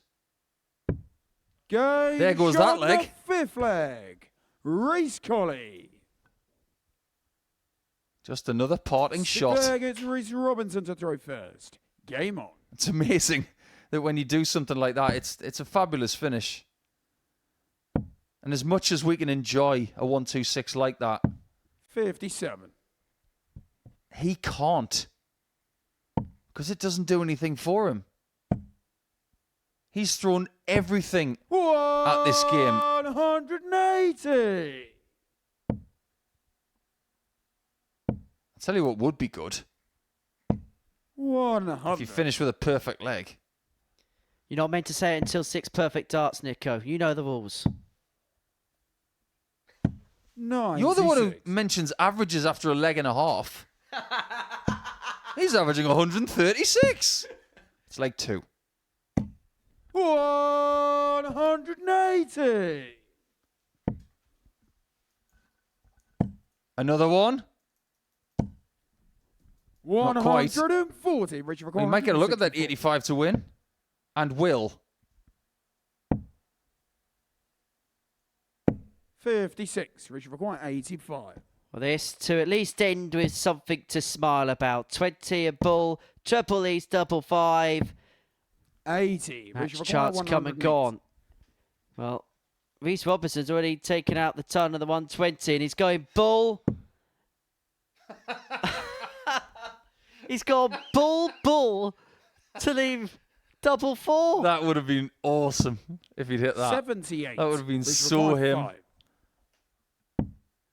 Double 2, more conventional. Game And that's the shot win and for the Reece match. Colley. He's not going to make it through to Reece Saturday Colley. night here at the Super Series, but he's at least going to end with a win. He gets the better Reece Robinson by 4 legs to 2. We thought there was going to be something maverick from Reece in that game, and we saw exactly that there. Colley provided the brilliance with a 1-2-6 finish.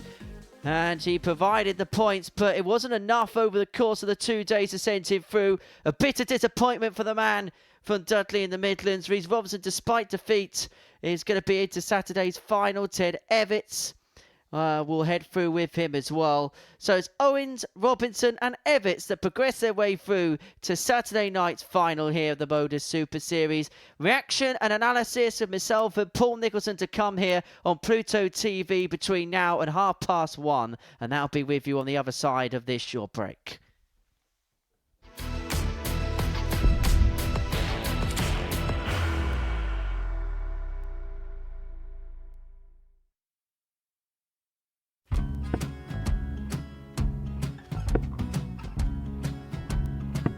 $54. Charlie Require 164.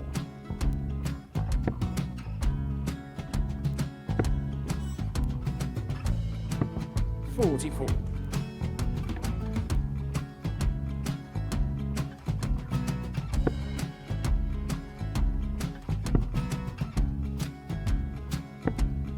$32. Charlie Require 120. Well, 120. He's got a fair, at least 2 handfuls of this. Just needs to stay 60. there. That's a good shot. Halves his score. Leaves himself on a 2-darter.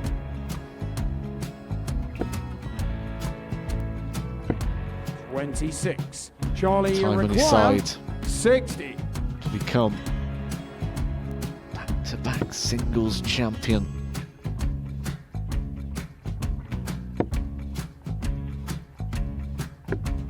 $40. Definitely a couple of nerves in those last 2 darts. But he'll be coming back. moment he's been in before this situation. Standing at the back of the stage, Charlie approaching the required Oki with a 20. chance to win the title.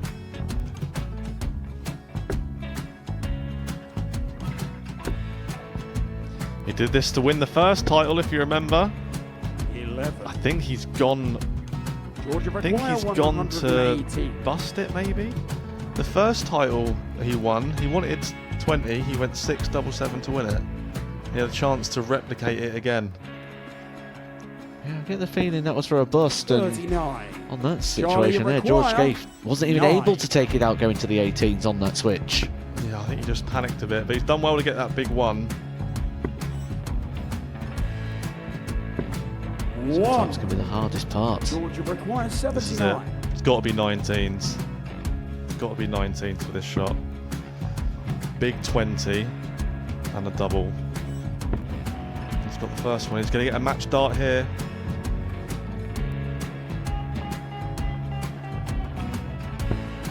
$59. Charlie Threw the entire require body into that 8. one. Just didn't want to let go of the dart.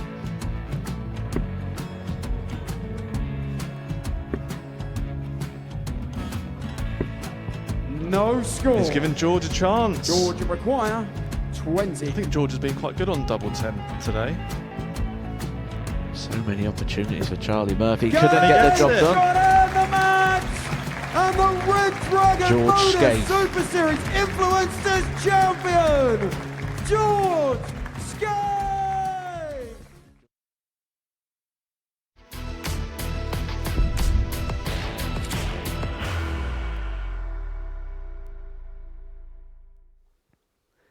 Welcome back to the MODUS Super Series, where Friday night's action has come to a close. Before the break, Colley won the Battle of the Reeses against Rhys Robinson by 4-2, but that wouldn't be enough to see him through. He won 3 of his 4 matches, but it was that one defeat in the middle of the session. The only win that Mark Mcgin got in that group was ultimately what cost him in the end. Jamie Owens didn't quite have the same nights as first day, but did enough to get through. And then it was all about Ted Evitts and Rhys Robinson sealing the other 2 spots. So we can confirm the seedings and the positions for tomorrow night by having a look at the table. Jamie Owens, 12 points to his name. Rhys Robinson on 10, Ted Evitts on 8, Rhys Colley missing out on 8 points. That very rarely happens here at the Super Series, but that was how tight and competitive that Group B was. And it was all being watched in the company of the asset, the 2010 Players Champion, Paul Nicholson. Now, let's begin with Jamie Owens. He was the winner of the group. Wasn't quite as good tonight as he was yesterday evening, but what he did do yesterday was give himself enough of a buffer to get himself in. I think that accentuates just how important it is to get a good start. You look at what Rhys was trying to do tonight. He was under pressure from dart 1, trying to get the 4 wins from 4. He just came up short. But if you can start with the 4 wins from 4, it gives you multiple opportunities to figure something out. And Jamie was able to do that. He was nowhere near his best tonight, but he's still good enough to make another Saturday night. So Jamie Owens tops the group, Rhys Robinson second. Now, before we talk about his performances, let's have a look at that checkout. That checkout. That's the checkout, the 120, 3 tops. He's just got this maverick flair about him, hasn't he? Look at these darts and how uniform they are on the board. It takes a really special player to be able to do that. I can say hand on heart, I've seen maybe 10 players in my life who are capable of doing that. And that's over the course of maybe 20 to 30 years. It's exceptional talent that Rhys Robinson has got. And when he doesn't play his best, that's why we get frustrated watching him. Can you imagine what it's like being Rhys? Because you know you can do that. He's done it 3 times now. But he's exciting to watch. He's going to be here on Saturday night in front of a packed crowd. What's not to like? But his journey from Thursday evening through to the early hours of Saturday has been very up and down. In terms of his performances tonight, how would you categorise them? Good enough. But yeah, still a lot to find. I think he was better yesterday. He looked a lot more composed. Maybe today wasn't the kind of day that made him feel good coming into it. Maybe just a little bit more pressure on his shoulders than he wanted. But he's still got his way through. Whether he likes it or not, he is a grinder. The other player to make it through is Ted Evitts. Now, good luck trying to analyse him, because there's so many ups, there's so many downs. There was days where he completed cards, days that he won just a solitary game. It's hard to make heads or tails as far as this week is concerned. Yeah, this has been a weird week for Ted. When has he ever made a Saturday easily? Never. But this has got to be the most tumultuous week that he's had, where he has qualified for a Saturday night. He's there, and now he's got a chance. And when you mentioned earlier that he's made the final of Double Trouble 2, he lost out to Robert Thornton, so he can make it to the end. I know the format's different, but the knowledge now that he has been to a final in this building on a Saturday night, that might come in handy. We're mentioning in commentary that Ted could be the type of player that, okay, we've seen glimpses of some good stuff. He had a 94 average for one of the days. Ironically, the day he didn't make any headroom at all. He could be the type of player that maybe hasn't played his best darts over the course of the 5 days, but when it comes to Saturday, the big crowd, the lights, the show, the trophy being on the line, he could be the type of player that switches it on. Maybe. I think it depends on how he feels. I think a really good night's sleep is key. Just forget everything that's happened. It's a cliche now because we've been coming here for 2.5 years. But when you have a good night's sleep, you say goodbye to the last 5 days. And then you just say, tonight's a tournament. It's just a tournament where you've got 6 players, you make your way to the semis, you win 2 more games, you win the week, and you come back at the end of April. It sounds really simple. But if you're equipped with good energy and a clarity of thought and a really good arm for the day, you can do anything. And you've got to be able to do what Darius Labanauskas does. Put the week behind you and bring your best stuff on Saturday night. Reece Colley, 8 points and not making it through. Seldom happens in a Group B, but the damage was done yesterday. Yeah, I think the damage was done in the very first game of the group. He didn't play well at around about 10 to about 10:15 on Thursday night. But the one thing he can take away from this group is that he was the best player on Friday. He had 6 points. Nobody else did that. Not Robinson, not Owens, not Everts, not Mcgin. So at least he's got that to take away with him, so he can assess Thursday a little bit more and say, right, that's where it went wrong.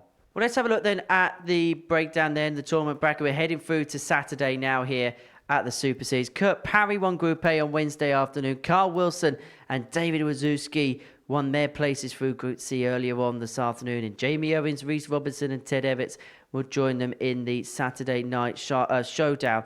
This is the groups for tomorrow. Kurt Parry, Dave Wazowski, Reece Robinson in Group 1. Carl Wilson, Ted Everts, Jamie Owens in Group 2. Good luck picking them. Well, Group 1 is brilliant. I think Wazowski's been thrown to the wolves there. He's got Parry and Robinson. He's got the 2 big scorers, the 2 quick players as well. I think maybe Wazzy's the biggest story here. As much as others will say, I want my first weekly title, I think if Wazzy was to get it, that would be the biggest story of the lot. Maybe with the exception of Kurt Parry, because he's been close. He's been in 2 9-dart shootouts. Saturday night's going to be fun. Who is the favourite tomorrow? Wow. Ask me another one on geography. Supposed to be an expert, aren't I? Parry. I think he's been dependable this week. And even though he hasn't played anywhere near his best darts, he's still won Group A. He'll definitely be ready. And he has been practicing today, or should I say yesterday, because it's now Saturday. He did get some reps in on Thursday, so he will be sharp. So I'm going to say Parry only just, but watch out for Carl Wilson. I think he's never been more ready to strike on a Saturday night, and he'll have a crowd. There's about 35 of his fans that are going to fill out that arena. It's empty now, but honestly, tomorrow night, it is going to be packed to the rafters. An absolute sellout here at the Live Lounge in Portsmouth. And that is when I shall see you next. So I'll see you tomorrow night. Plenty coming up across Pluto TV. Once we're done here, Bo Greaves will be in conversation with us as part of the latest edition of the Tungsten Talks. It's been a good day for her on the development tour, winning a title there. She's now top of the Dev Tour, Challenge Tour, Women's Series Order of Merit. I think it's going okay for her at this present moment in time. That is immediately following us here on Pluto TV. The live darts will be back tomorrow night from 7:30 to see who is going to be the 5th inductee into Champions Week come the end of April. But from all of us here, thank you so much for your company. We'll see you tomorrow from 7:30 p.m. to see how the week concludes. But as far as tonight is concerned, well, J-Lo didn't quite hit the heights. Reece Robinson hit a hat-trick at tops. And Ted Evitts, well, he wasn't super, but he got himself through. From all of us here, thanks for watching. Bye-bye for now. What a finish! What a man! The drum roll finishes, and the target is hit. And it comes on finals night, and it's enough